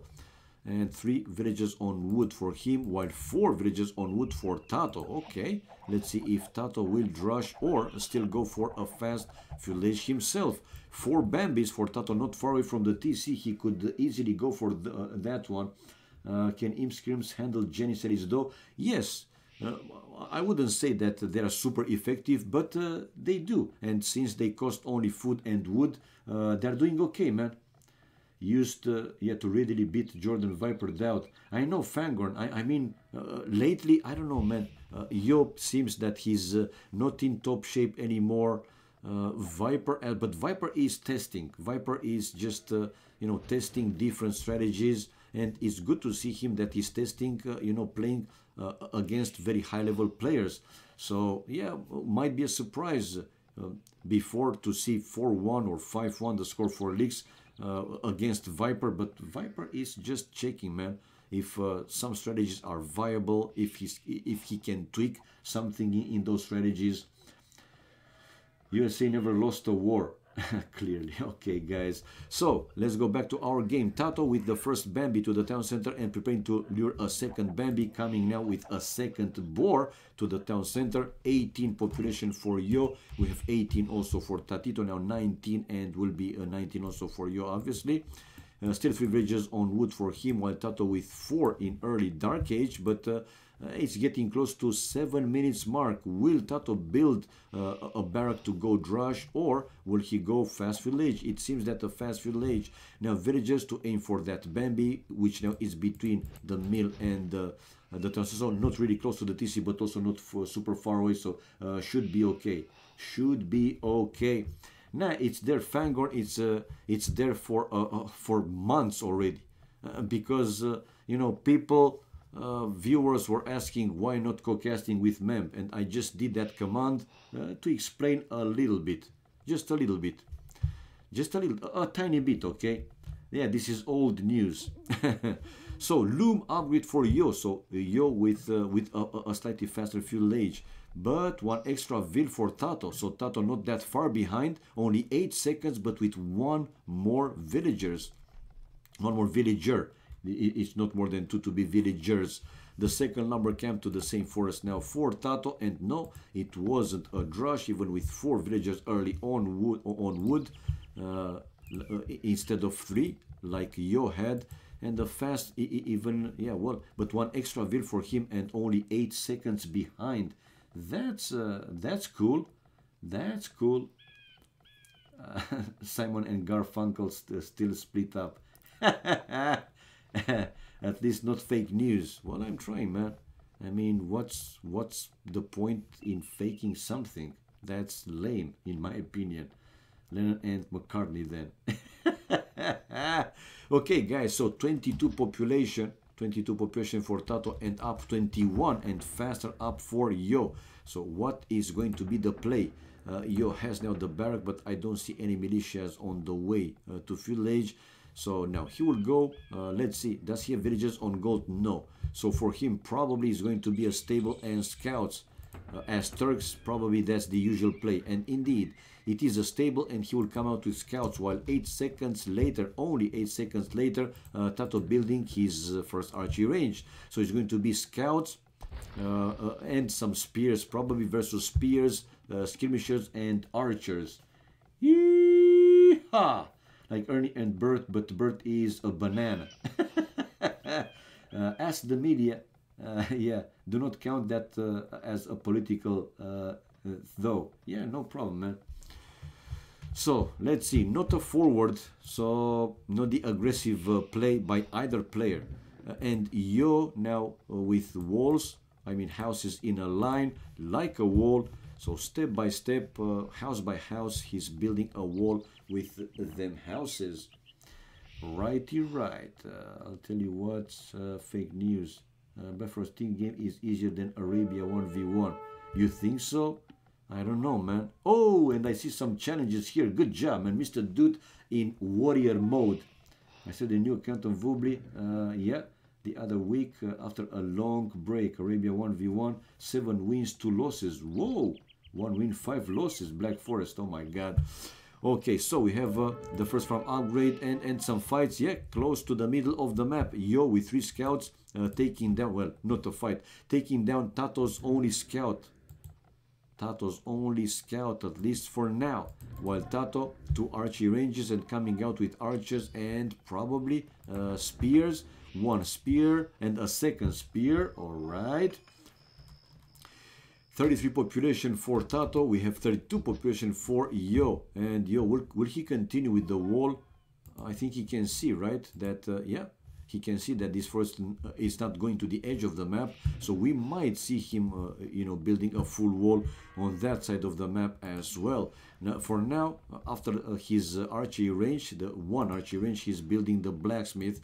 And to the left-hand side, though, now Tato with a full palisade wall. Man, oh man. And I said he's quite wide open, but even so, he's building a wall, and it will be just in time before the scouts are there. So yeah, Yo scouts are turning around, going back to archery ranges, still 4 Tato, wheelbarrow for Yo upgrade, 37 population, 40 population for Tato, and more houses for Tato, like a wall. So he will have access to the stone, to the extra gold. He should be more than fine.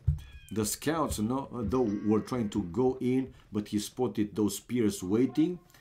Now to, oh, Hellrider, hello to you, man. The system is unfair. I always lose.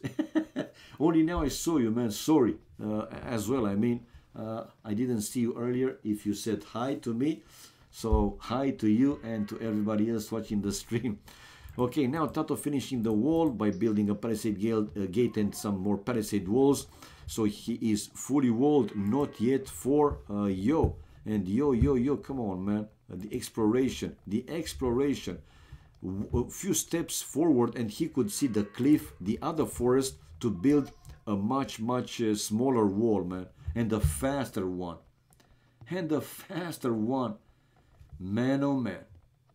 Okay, 41 population for Yo, researching 1 armor up with petted archer armor, while Tato is with 52 population and fully walled, waiting behind his walls. Not a single time I have seen this in this game, Yo, at least until this point, sending something forward to raid. And Yo continue with houses, but tell me that he can now see that forest. Please tell me that he can see the forest. No. Maybe after this house he can see the cliff, and yeah, now he can see the forest. Come on, man. 1 more house and that's it. 1 more house and a palisade wall, and there you go, 2 houses, and he will be completely walled. Not completely walled here, though. There is not a full wall between the forest and you know, these houses and the military buildings. So Yo, 48 population, resources decent. 54 population for Tato, so 6 more. Building a market to buy his castle age faster, researching the wheelbarrow and the fletching in the meantime.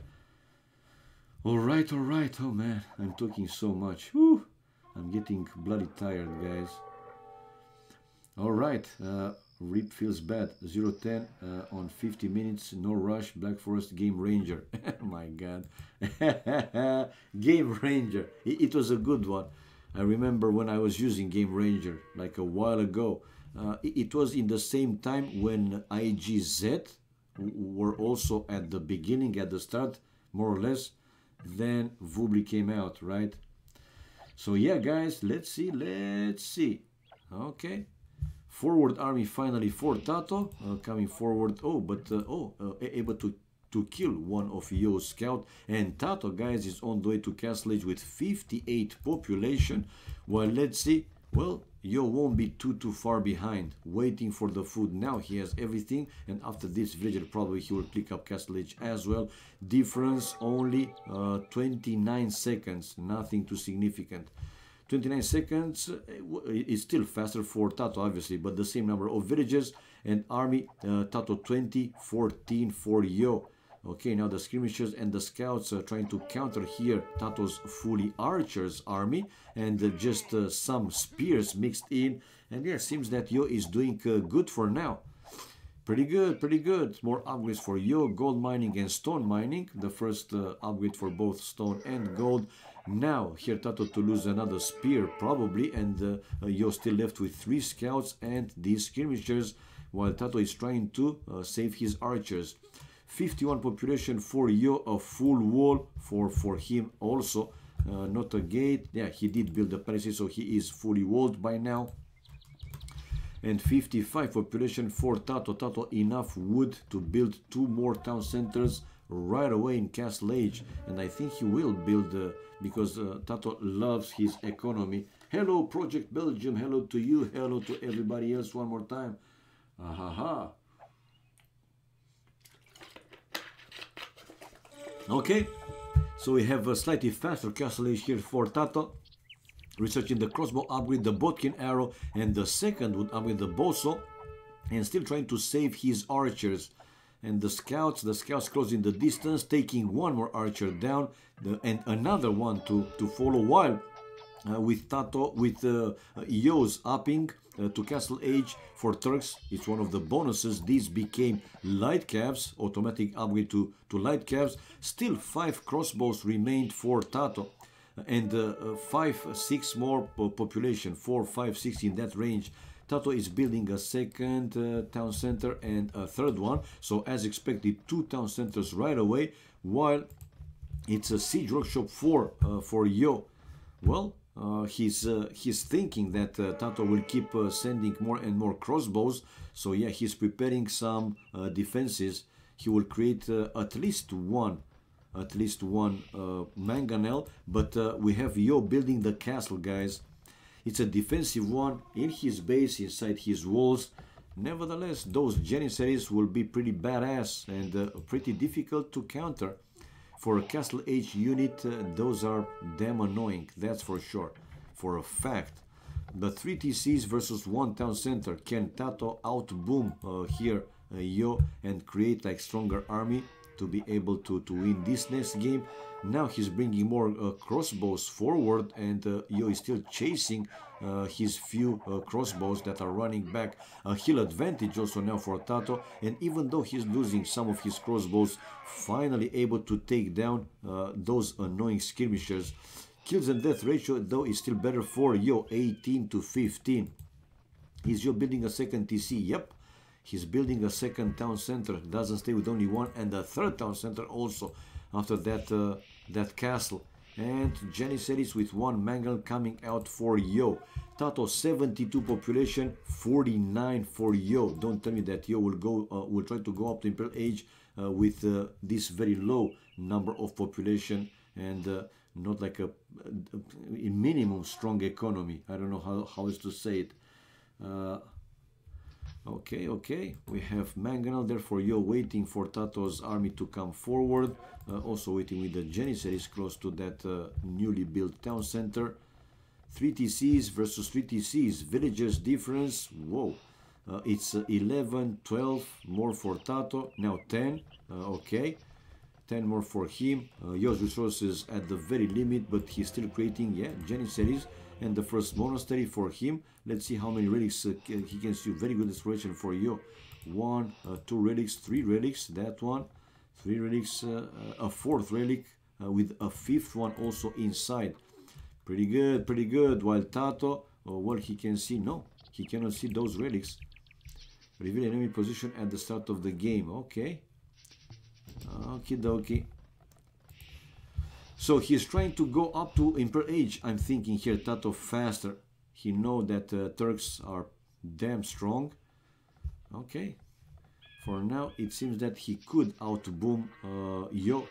Yo 73 population, 94 for Tato, so 21 more for Tato. Army-wise, it's 10 more also for Tato. Villagers, 11 more for him. Ballistics now for Tato also, and going to hit this wood line of Yo, but Yo sending the villagers away from the danger zone. Hill advantage for Tato, and Yo doesn't follow those crossbows. Do you know if Vietnamese get vision on multiple town centers in metropolis? I think yes. I mean, the bonus applies for... okay. The bonus applies, let's see. Reveal enemy position at the game start. So you mean, do you get vision on multiple town centers in metropolis? Well, I imagine that yes. I can't tell you for a fact like 100%, but I imagine that yes. Anyway, this game transformed now into a booming contest. They're not fighting. After a few attempts of raiding from, especially from Tato, but you're easily able to counter. Nah, they're not just fighting anymore.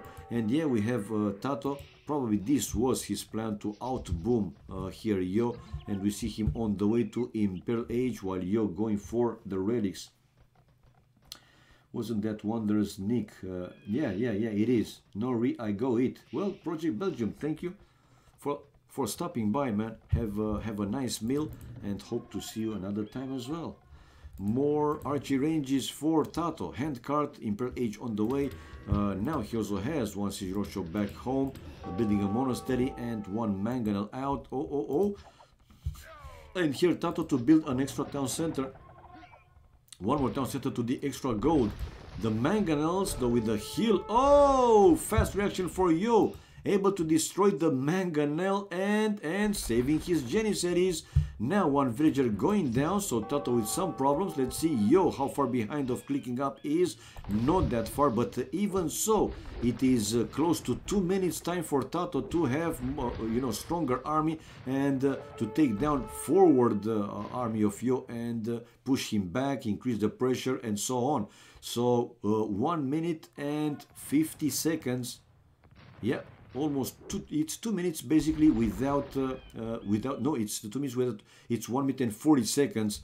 Okay, still one mangle left there for Yo, and look at Tato trying to out micro the mangle and able to do so.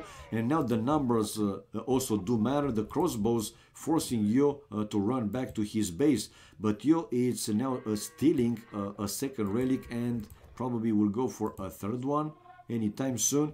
So for now, 2 relics for Yo. Will have 3 relics after getting that one to his monastery. But army wise, let's see, 32 to 20, so still 10 more for Tato, and villagers 12 more for him also. But Yo with another castle, this one placed on top of a hill, a very good one to also protect the extra gold for him. In the back of the castle. That's a very good one. That's a very good one. 110 population for Yo. We have 127 population for Tato. Tato already in Imperial Age, and he has by now arbalests. He finished the town center, going for the extra gold and preparing to build more archery ranges. Still creating arbalest and more arbalests. 134 Pope. Let's see. Yo will be in Imperial Age anytime soon and building now more stables and another siege workshop. So I'm thinking that Yo will go with bombard cannons, hussars obviously, and janissaries. Now bloodlines for Yo, chain barding armor, these forward villagers, if not all of them, exactly, at least 1, 2 will go down, 2 went down. Well, let's see. Does he have a castle? No. Tato now is building a castle in front of his base, also on top of that hill, and after that one he will go for the extra stone. Another siege workshop close to that outside town center, and raiding with the arbalest by now. Yo's economy, Yo's base. He can waste some farms though to force basically Yo to spend more wood to rebuild those farms. One more unit going down, snipe down, and yeah, bombard cannons. You don't have, you gotta split your army. If you keep them grouped together, then yeah, those bomber cannons will do quite a lot of damage. But for now, two more villagers sniped by Tato, and now running away from the Janissaries. These elite Janissaries, 50 hit points to 48 for the Arbalists. Yeah, and he's on the run. While that castle on top of the hill for Tato, let's see what he will create from that one. In the meantime, I don't see him creating more Arbalists. Well, he does, but not from all archery ranges. Was Vietnam deceived with imp skirmishers? Yeah, I think they are. Yeah, Imperial Skirmisher have access to Imperial Skirmisher upgrade, so he can go with Imperial Skirmishers. Bloodlines for Yo. Husbandry, we have 171 population, 72 now for Tato, and 129 for Yo.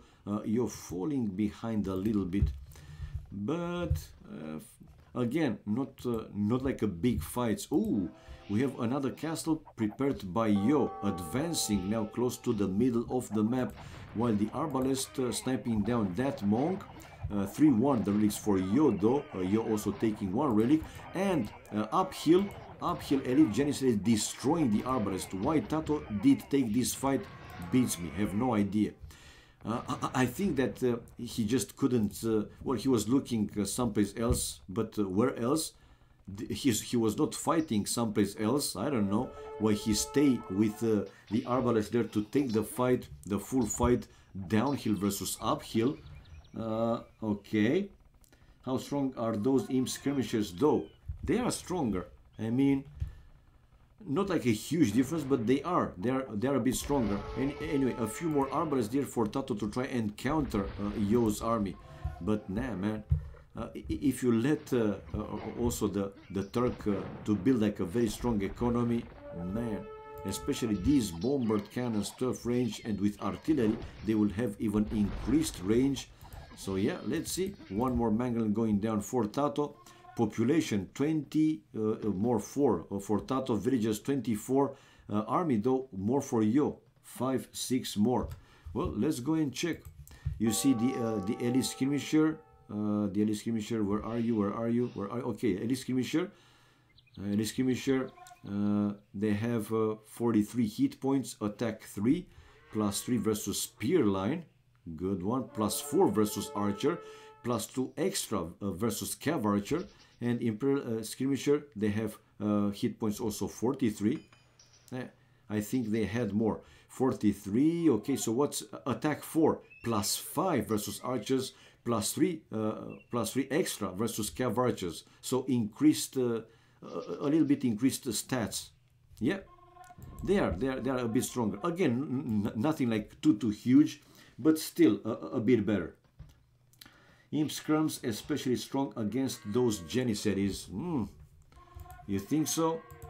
We have now Forging for Tato upgrade and Plate Barding Armor, while Siege Ram and Ballistics for Yo. And Tato also with some bombard cannons, but these Hussars, which are free for, well, upgrades, upgraded free for Turks. Sweet unit, man. But even so, we see here Yo able to take down 3 bombard cannons, but he lost quite a lot of Hussars, like up to 10, 8, 10 in that range. But Tato, save your trip, man. Oh, elite battle ballerinas coming out from Tato to take the fight against these elite Janissaries, but I don't think they're too strong, man. I don't think they're too strong. And now Tato is coming with his Arbalest from behind to support these elite battle ballerinas. Well, 1 trip down for Tato and 1 monk. I mean, with only 1 Hussar here, Yo, to kill more and more Tato's villagers. Still, even so, 20 more population for Tato. Still 20 more for him. Villagers 11 more for Tato. Army wise now more for him as well. 5, 8 in that range. So 159 population for Tato, 154 population for Yo. But check out Yo with over 2,000 gold and mining the extra stone on the left hand side of the map. Okay, can he see the extra gold? Yeah, he can see the extra gold there. And this one Hussar, like I said, also took down a lot of villagers, man. And yeah, Tato now sending finally his villagers inside his town center. The other trap down for Tato. But it seems that these elite battle ballerinas doing okay. Now Tato with 4 more bombard cannons close to the middle, the center of the map, trying to destroy that castle on top of the hill for Yo. And now the elite janissaries for Yo, man. So great units, seriously. And a lot of vills here for Tato to finish that castle on top of the hill. And raiding party here for Yo. Raiding party with a few hussars and probably more to follow from Yo. He really should consider to send more and more hussars to raid Tato's base, Tato's economy. That's for sure, man. But for now, another castle built by Tato on top of that hill, researching the +2 attacking upgrade. While not yet, well, he didn't get rid of all the hussars in his base. Still one more left that is killing his villagers one by one. Man, are you for real? Tato. Usually he's taking care of these things right away. But that one hussar still keep killing Tato's villagers. Kills and death ratio is slightly better for Yo, not a big difference by any means. Now another group of hussars sent by Yo to take down the trap and mostly those bombard cannons. He doesn't have, no, he does have. So that's what this is what I was talking about earlier, man. With artillery, 14 range for those bombard cannons, while 17 range for the trap, but for Yo, yeah, he doesn't have it. 12 plus 1. Okay, who will destroy the other's castle faster? Why Tato no resign? Why to resign, man? He still thinks that he can win this game. So why to resign? And GG. Well, he realized that in the end he just won't be able to stop the Turks. So he called it GG, guys. We have the 2-1. After 2 games won by Tato, finally Yo to win his first game and coming closer in the score.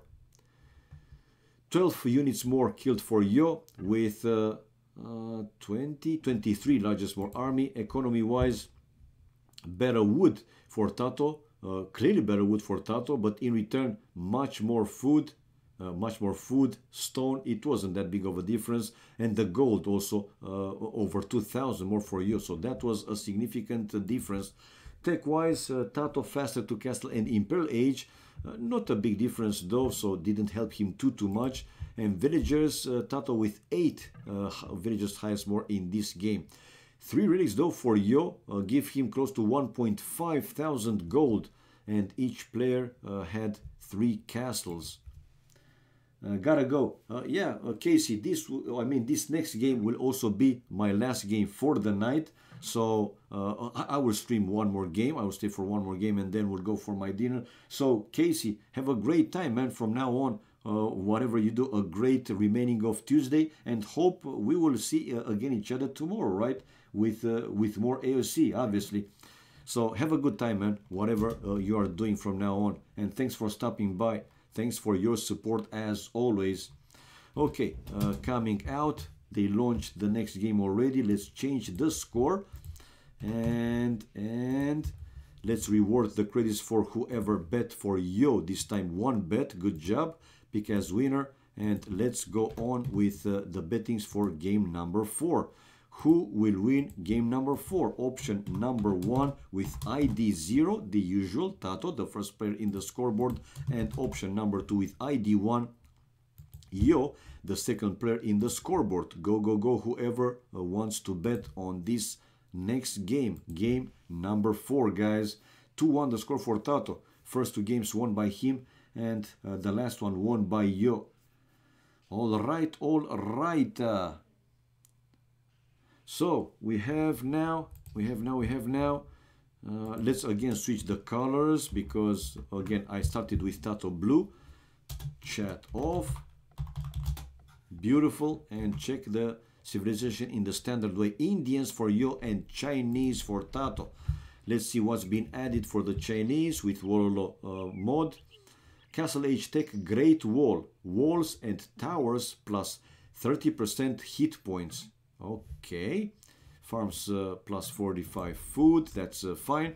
Resources, stone and gold, a side main gold, a forward stone. Well, that gold actually it's in the back because check out where Yo's base is.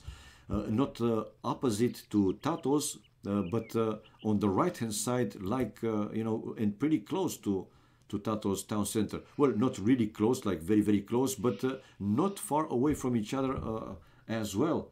So we have now in this situation back main gold for Tato, forward stone, and let's see, a secondary stone is forward as well, with a secondary gold on a side, and a third gold it's also on a side even further away from the second one.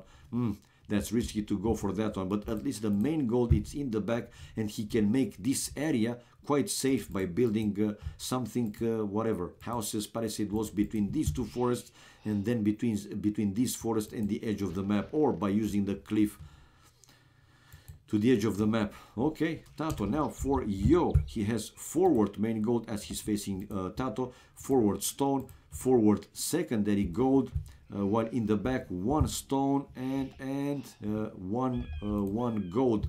It's on a side rather than in the back, so resources placement not that good though, not that good.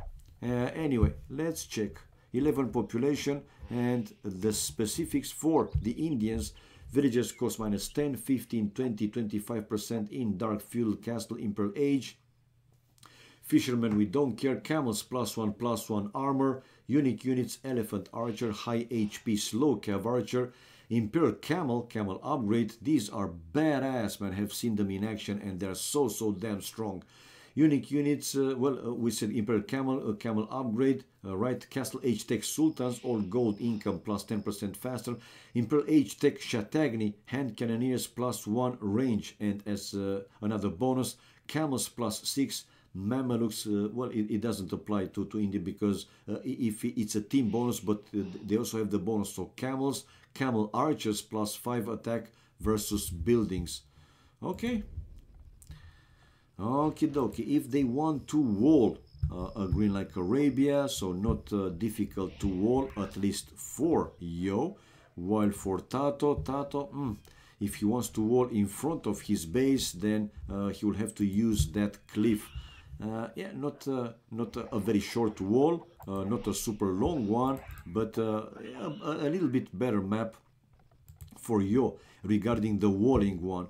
But Yo with his main gold forward, a secondary gold not far away from the main gold, also with one of the stone in that range. Hello AoE fan, oh my god, you're coming to watch the stream so late, man, usually. Like right before I'm going, you know, offline. Well, after this one, it will be my last game, this one. AoE fan. Yeah, man, Imperial Camels, so damn strong. That's I have seen them in action. And the first time I saw, I don't remember which player was sending the Imperial Camels to take the fight against the Halbs. I was like, no! I mean, Cavaliers and even Paladins don't do really well against the Halbs, obviously. I mean, Halbs good counter for Cavaliers, for Paladins, for Camels, for heavy Camels. So I thought it's the same situation with the Imperial Camels, but no, man. No. Look at all these swords. Yeah, man. It's looking beautiful, right? This chat, everybody feels good, smiling, because they've got the power. Ooh. Ta-na. People got the power. Okay, it's a pause in the game so I can fool around. I don't know what's the reason. Hopefully it's only a pause in the game, nothing else but that. 20 population for Yo and 21 population for Tato. Well, but Tato started with more villagers, so makes sense to see him with more population. Villagers wise, one more for Tato, 20 to 19, and the military, the scouts, 1-1, wana. And have to wait for the game to continue. Hallelujah, hallelujah. Righty right, people. Loom for Yo, and he will be probably on the way to village. Yep, he has the food, and the same probably will be for Tato. So the difference with the upping time won't be too much. I mean, too many seconds, tens of seconds, minutes, and so on. Hello, Wookie. Nice to see you, man. Welcome. Welcome to you and everybody else watching the stream. Hello. Hello, people. Have to wait and see. Okay, let's go back, though. Is it a pause in the game or one player dropped? Nah, it's just a pause in the game. I have the game in the background, so whenever it will start, I will go back to it, obviously. We'll go back to it right away. So don't be afraid. Anthony, where do you get those amazing titles? On the web, man. Surfing the web, reading, watching some video clips, whatever. And whenever I see something interesting, yeah, I'm thinking, okay, this is good for a title. It's no secret. You find them. If you search like funny titles or whatever, I never use that one, but I'm thinking that if you search in Google funny titles, you can find a lot of them. Seriously. Who is the best AoE player at the moment? I'm still saying Viper, even though in 1v1, if you go to AoCzone.net, and let's go actually. I'm curious. Favorites, AoC Zone. So AoC Zone shows that Leary is #1 in 1v1. Yeah, Leary is currently #1 in 1v1, 2565 rating. The only player above 2.5k. Then MBL #2 with 2485. Yo #3 with 2468. Viper #4 with 2426. And Heart #5 with 2411. Same as Bhakti, also 2411. Okay. If you go there, you will see everything. And now the game is running, guys. So let's go back. Doubt, the best there was. The best there is, the best there ever will be. Doubt. Okay, AoE fan, a big fan here, and the stream ended. Now I have no idea what happened, but let's check fast until this point. In case they will continue the game, they will restore what was the situation. So we have here. Well, it was only 8 minutes in the game. Military none, economy slightly better, food for Tato, wood for Yo, tech, well, villagers 21 to 19, but Tato started with more villagers, so nothing too significant. Let's go back because they are restoring this game. Don't watch AoC, yeah, later. Best players play HD. Oh my god, okay. So we have, let's check again. Yo, now it's 2440. So if I'm going for the top 1v1, 2440. He lost some points, but with this rating, he is still #3 with 2440. After MBL 2485 and Viper 2426 he was, but Viper lost a few games today and dropped now in 1v1 to 2359 rating. So Viper is not on 4th place anymore.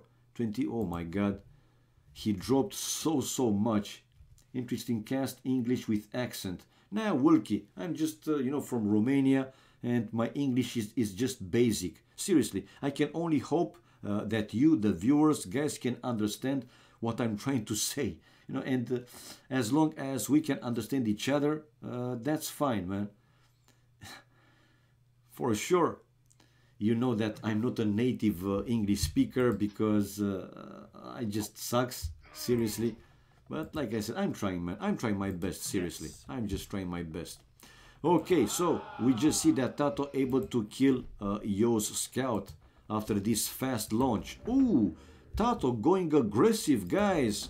4 villagers forward and building his barrack forward, while Yo is also building his barrack right now, and yet none of the players with the upping time. Yeah, we see Yo, the first player, to click up, to advance to field age. Since it's a restore, we don't see that bar showing, the advancing age and so on. Okay, go to Tito, and yeah, the forward, a tower incoming from Tato already. A tower for him to delay or possibly to deny completely Yo to go for his main gold as well as the extra gold. He will need another tower to completely also delay him or deny him of that forward stone. While Yo is not on stone, man. No, the other stone is even further away for Yo. Yo here might have big problems. Bigger problems anytime soon. And back home, Tato is mining stone with 3 villagers, 1 lumber camp, and playing aggressive. 24 population for Yo, 27 population for Tato, a second tower now for Tato, while Yo is building his defensive tower close to the mill. But even like that, he will be delayed by taking the berries for a while. We have though Yo coming out with scouts, and yeah, both players will probably finish their towers. And oh, villagers inside the tower here. Oh, Yo, okay, having a little bit of problems to finish the tower, but he was able to finish it. That's what's important. He was able to finish the counter tower and not losing any villager. Oh, not fast enough to run away with the vill, and in the end he just lost that villager. Oh, more mods, man. Lefaucine, I gotta mod him as well, because he's also a very old viewer. He's watching my stream most of the time. Yes, Wulki, are you also from Romania, or did you use Google? I mean, I don't know if you are writing with normal E instead of A, because for a long time this is how you write it. But if you are Romanian, another fellow countryman, what can I say, man? There are like 3, 4, or even 5 more Romanian guys watching my stream once in a while. So that's great, man. Maybe we will meet each other, right, sometime to drink a beer or whatever. But this something sounds a bit French. Don't mod him. Lefaucine, no, man. Lefaucine. Oh, okay. Okay. Yeah, we are brothers, man. Brothers by blood. Moldova. Yeah, we are neighbors. We are neighbors. Lefaucine. Okay, now let's pay attention. Let me pay attention. Another tower for Tato, though, to try and take Yo off that wood line. But not all the villagers are in the range of that tower. Nevertheless, though, we see now Tato going around the forest to build probably another tower. And like I said, Yo is not on stone. No, he is. He is mining stone with 5 villagers to the back one, so he will be able to build more counter towers if he needs to. I thought that the extra stone for him is that one, far away, but no, he has 1 stone in the back, quite safe, I would say. While Tato now mining stone with 5 villagers, not any villagers on gold yet. 37 population for Tato, while 33 population for Yo. And we see in the score that Yo is leading. Whoa. 34 pop, okay. No, he doesn't have the fletching, that's why he's not reaching the other villager. But I think even with fletching, these villagers from the other side of the lumber camp should be safe. Now another tower for Tato, so he doesn't give up on the idea to completely deny or delay for a long time this wood line of Yo. Yo with another counter tower as expected, while to the left hand side going with villagers to that extra gold on top of that hill. Man, oh man, quite far away. If Tato is sending some armies, some archers there, yeah, those villagers probably will go down, all of them. Tato, for now, he has spears to counter Yo's spears and his scouts, but that defensive tower is finished, so he has to be extra careful right now. Yo, on top of that, researching the wheelbarrow upgrade. resources for him looking much better than Tato. Tato will probably start to send villagers to mine the gold. For now he's building stable, except that forward barrack he doesn't have. Tato doesn't have a second military building.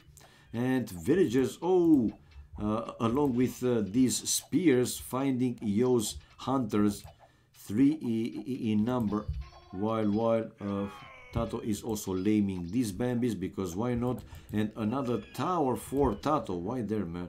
Why there? Doesn't make too much sense, seriously. Tato also to research fletching upgrade, and now here Yo with a big advantage in my opinion.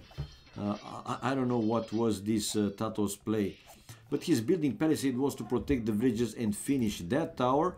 Now Yo's villagers running back. 10 population more for Tato though. 10 population more, that's something. Villagers 5 and now 4 army, so 9. Now again 10, 8 to 3 the army. First farm upgrade for Tato, building another mill, another mill to build more farms, even more farms. What a messy game it is, I totally agree. While 38 population for Yo. Yo guys missing just some gold to click up to Castle Age, like 51 gold. Which is coming obviously, and no, these towers are not in the range of each other, and Tato didn't build any palisade right to protect that tower, and that one will go down with only 2 villages on gold. Though Yo, he will still have to wait for a little bit longer until he has the gold to click up to Castle Age, unless he is building a market and to sell some extra stuff. But no, he's waiting, let's say standard way, for the gold to pile up, which it did right now. And Yo, after this villager will be on the way to Castle Age with 38 population. There you go, 38, and clicking up to Castle Age. While Tato, 55 population.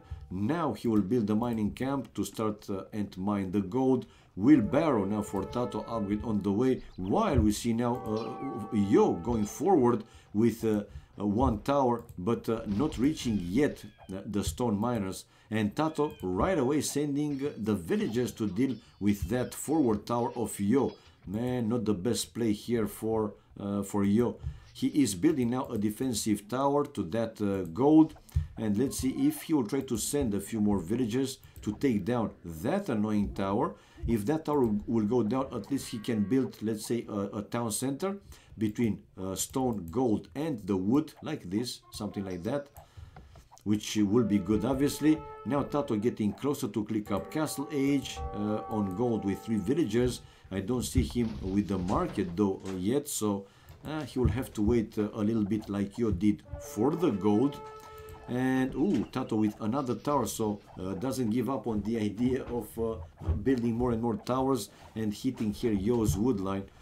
So still not in Castle Age or on the way to Castle Age for Tato, while Yo, 38 population, he will be in Castle Age in like 10-15 seconds. Okay, looks like 4 times today. Never give up, man. Yeah, never give up. Okay, another lumber camp here for we have a villager, sneaky villager for Yo to build 1 tower and hit both or 3 actually wood lines, lumber camps of Tato. And yeah, Yo is in Castle Age while Tato still playing. He's now missing just some gold, same as Yo when he up to Castle Age to be on the way to Castle Age himself. Now back home Yo with a siege workshop to start and take down these annoying forward towers. And Tato will be on the way to Castle Age, but still undetected with that villager building 1 tower and hit his wood line. And no, he can't see it. He just can't see it. Oh man, it will be a surprise. A surprise. Okay, Tato with 1 outpost, but this tower is finished to hit his wood line. Town watch for Tato right now, while Yo with a ram, straight away ram coming out, and I don't see him creating other everything else but that. On gold now with 7 villagers and building another town center, while Tato is on the way to Castle Age. 41 population here for Yo. Let's see if he will be able to finish that town center. I'm thinking that yes, he will be able to finish it, but will be delayed with that town center. he wasn't fast enough to build, you know, some palisade between this chopped tree and the town center to protect his villagers, and Tato able to delay it for a while. And on the way to Castle Age, this is a monastery now for Yo. Population wise though, it's quite a big difference. 12 more army for Tato and 7 villages more. So this faster Castle Age didn't do like too much for Yo.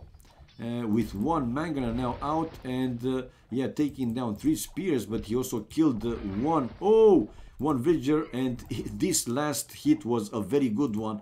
Only 3 spears remained for Tato, and finally Yo sending the villagers to finish his second town center. But Tato also bought enough time for him, man. 20-25 seconds away of Castle Age. He has enough stone to build one town center, at least one town center. But let's see how aggressive actually he will go. For now, he lost that tower in the range of the mill, and the ram for Yo was trying to go for the other tower that is still hitting on his villagers. And now Tato Castle Age, 47 population for Yo and 54 population for Tato. Another mangonel now for Yo to deal with the other forward towers of Tato. And Tato for now still keeping that tower there. And Yo, repair your ram, man. Yeah, he's repairing that ram. And the mangonel to take down finally one of the the first 2 forward towers, while Tato coming forward with a lot of villagers. What the hell? Building one forward stable and coming out with one knight, and yeah, that tower will go down probably. A forward castle incoming for Tato. Between the main gold and an extra gold of Yo. Okay, he got one spear converted, but Tato able to destroy that mangonel, and yeah, the ram for Yo able to take down that tower. So still 2 towers remain there for Tato and building a forward castle. Now this one is an aggressive one. 58 population for Tato, 53 population dropped, I can say, for Yo a little bit. And wow, check out Tato with another wood line away from that tower, while the forward villager for Yo, oh, I think he was yeah, he got spotted by Tato's tower, counter tower. Yeah, that's the dead body. So Yo lost the forward villager. Not that you know, it could make like a big difference. Tato could have lost that castle with the onager. He was kind of lucky. Yeah, more or less he was kind of lucky, but I don't think he would have lost all the villagers. In case you know, Yo would still have that mangonel, Tato would have sent those villagers away until he could also have like one ram or one mangonel to fight mangonel. You got the idea, and finish that forward castle. Okay, I heard now a monk for Yo going for the first relic. 59 population. He's still behind in population related to Tato's population. But check out Yo, man. One by one, these forward towers going down. But now Tato with Chukonus that are pretty good counter for any type of siege units. Okay, Tato will go probably to take down these defensive towers, and will go and hit Yo's gold miners. While yeah, this tower will go down from Tato's knight. And 2 TCs versus how many for yeah, 2 TCs, and how many for Tato? 2 TCs as well. He just finished now this this town center himself. But the castle, and still going Chukonus and more Chukonus.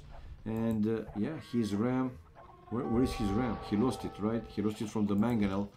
Now Yo with another mangonel to try and destroy here well, still 2 towers remain, because this one still didn't go down. 42 hit points left. Things happening in Tato's base. No, it's not happening anything. It was only 1 tower, so nothing happens. It's only 1 tower, and I show it earlier. And Tato sent 1 knight to destroy that single forward tower remained, let's say, from Yo. He built this counter tower because Yo was planning to build another tower right here. You can see still the dead body to hit the gold miners, but he wasn't able to finish that one because of the tower. So nothing happens yet. Let's see if it will. Anyway, villages difference, it's more for Yo, 5 more for Yo, but army in return 15 more. Yeah, 15 more army for Tato. Light cav upgrade on the way, a second ram waiting, while this is a market for Yo. Yo been cornered more and more. Oh, and this future light cav to spot here the 2 mangonels of Yo. In the meantime, this light cav probably will go down, yeah, or will get converted. It got converted, but 3 more light cavs incoming now from Tato to deal with these monks. Nah, he will take down the mangonels, because why not, man? He can do that fairly easy.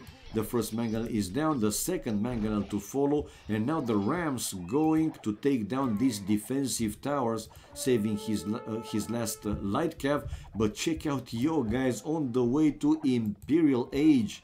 Wow, on the way to Imperial Age. Are you for real, man? 97 population for Tato, 78 population for Yo. Yo building his defensive castle in his base, and if Tato will not go up to Imperial Age, right? I mean, if he will go up to Imp late or quite late, man, he might have his forward castle destroyed, the towers, the military buildings, and Yo might come back in the game. But for now, 1 defensive tower to that extra gold down for Yo, the second one to follow. But what's important that he's finishing this castle, and by building a market, does he have? Yeah, with this market, he can create at least 2-3 trebs to destroy that castle from Tato. But Tato building now another castle to delay even more the extra gold there for Yo. Padded archer armor for Yo. Okay, nah, man, military wise, it's more than 3 times the army for Tato. 27 to 9. Now not 3 times, but still it's a big difference. 27 to 10. Villages though, Tato now with more, 11 villages more. Excuse me. We have Yo hitting Imperial Age, and the first trip coming out for him. Researching brothers, while bloodlines for Tato. He's expecting obviously Yo to create at least 1 trip and to try and destroy these forward buildings. Another stable now for Tato, bloodlines, like I said, chain barding armor. So he is, well, he will send the knights probably to take that trap down. It won't be super easy, obviously, but he will have to try. So 2 knights and a few light cavs. Now Tato is the one to mine the extra gold, but check out Yo, man. With more forward villagers, he found an extra gold, and he built another town center. Town center number 3 for him to mine that extra gold. It's like a bubble of air, obviously, while Tato doesn't even bother to keep that castle repaired. Well, he feels that it's no point in trying to keep that one repaired. In the meantime, is he going up to Imperial Age or getting closer? Not that close still. He has a market though. Maybe we will see him using that market to buy his Imperial Age time faster or slightly faster. Can he see this town center? Yep, he can see the town center. Tato can see Yo's forward town center, building another stable and losing the forward castle. Yeah, like I said, not even bothering to keep that castle repaired. For now, he's sending the rams to hit on that town center and take Yo out of the gold. This is his plan, but Yo will go for the other gold, his main gold, the extra gold and so on. He has to go on gold. Otherwise, if he's simply abusing the market, the prices will not worth it anymore. Can you check the forward base of Yo? Forward base of Yo, he doesn't have anything. He has only 1 town center and that's all. Here he had 1 tower. He was trying to build another tower and palisades. That's what it is. He doesn't have any forward base. Anyway, here Tato to destroy that town center with the extra gold for Yo, and now he's trying to keep that castle on top of the hill repaired, and with Rams trying to do the push. Tato though still in Castle Age versus Imperial Age army. Man, I'm not convinced that this is working. For now, he was able to destroy the town center, so Yo is not on gold. Yo is researching the handcart upgrade though and chemistry. 142 population for Tato and 109 population for Yo. Yo to destroy this castle. Well, a lot of elite skirmishers there for Yo to try and counter whatever Tato has. But Tato now coming down the hill with a big group of knights and light calves. So we see Yo trying to save his troops mostly. Yo already lost all his trash army in the meantime, and the knights will take down these troops, that's for sure, man. Wouldn't be surprised to see a GG coming from Yo in the next few minutes, man. He lost access to the gold, still not mining gold. These troops will go down. There is no way that he can save all the troops with this number of knights and the light calves. And the Rams for Tato still doing the push. Rams to hit that defensive castle. One trap, only one trap left, which will go down, and probably a GG followed by Yo.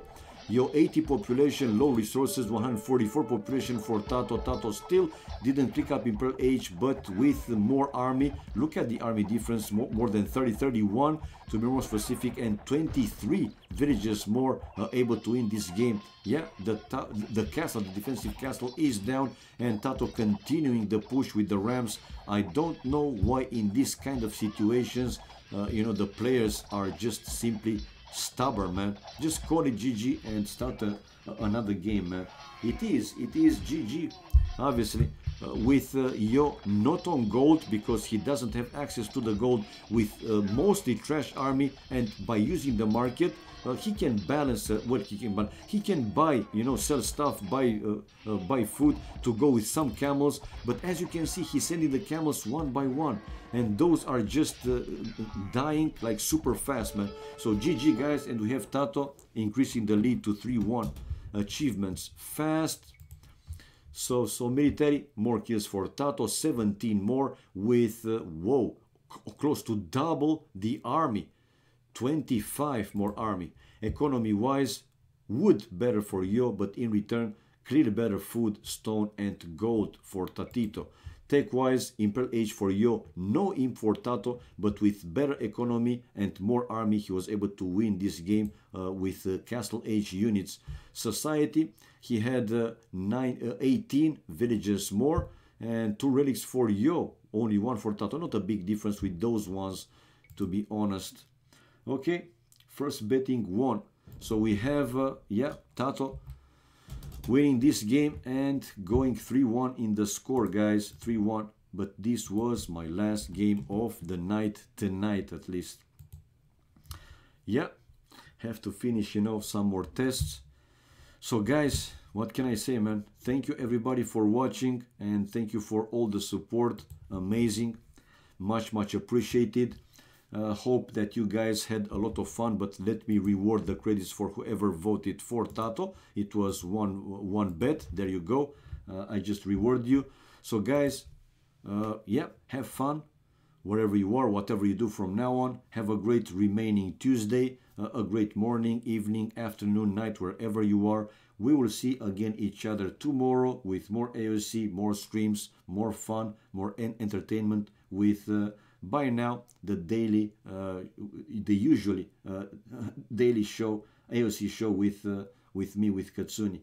So guys, have fun. I will host another channel, probably Tato, or I will take a look one with a lower number of viewers, just to help him a little bit.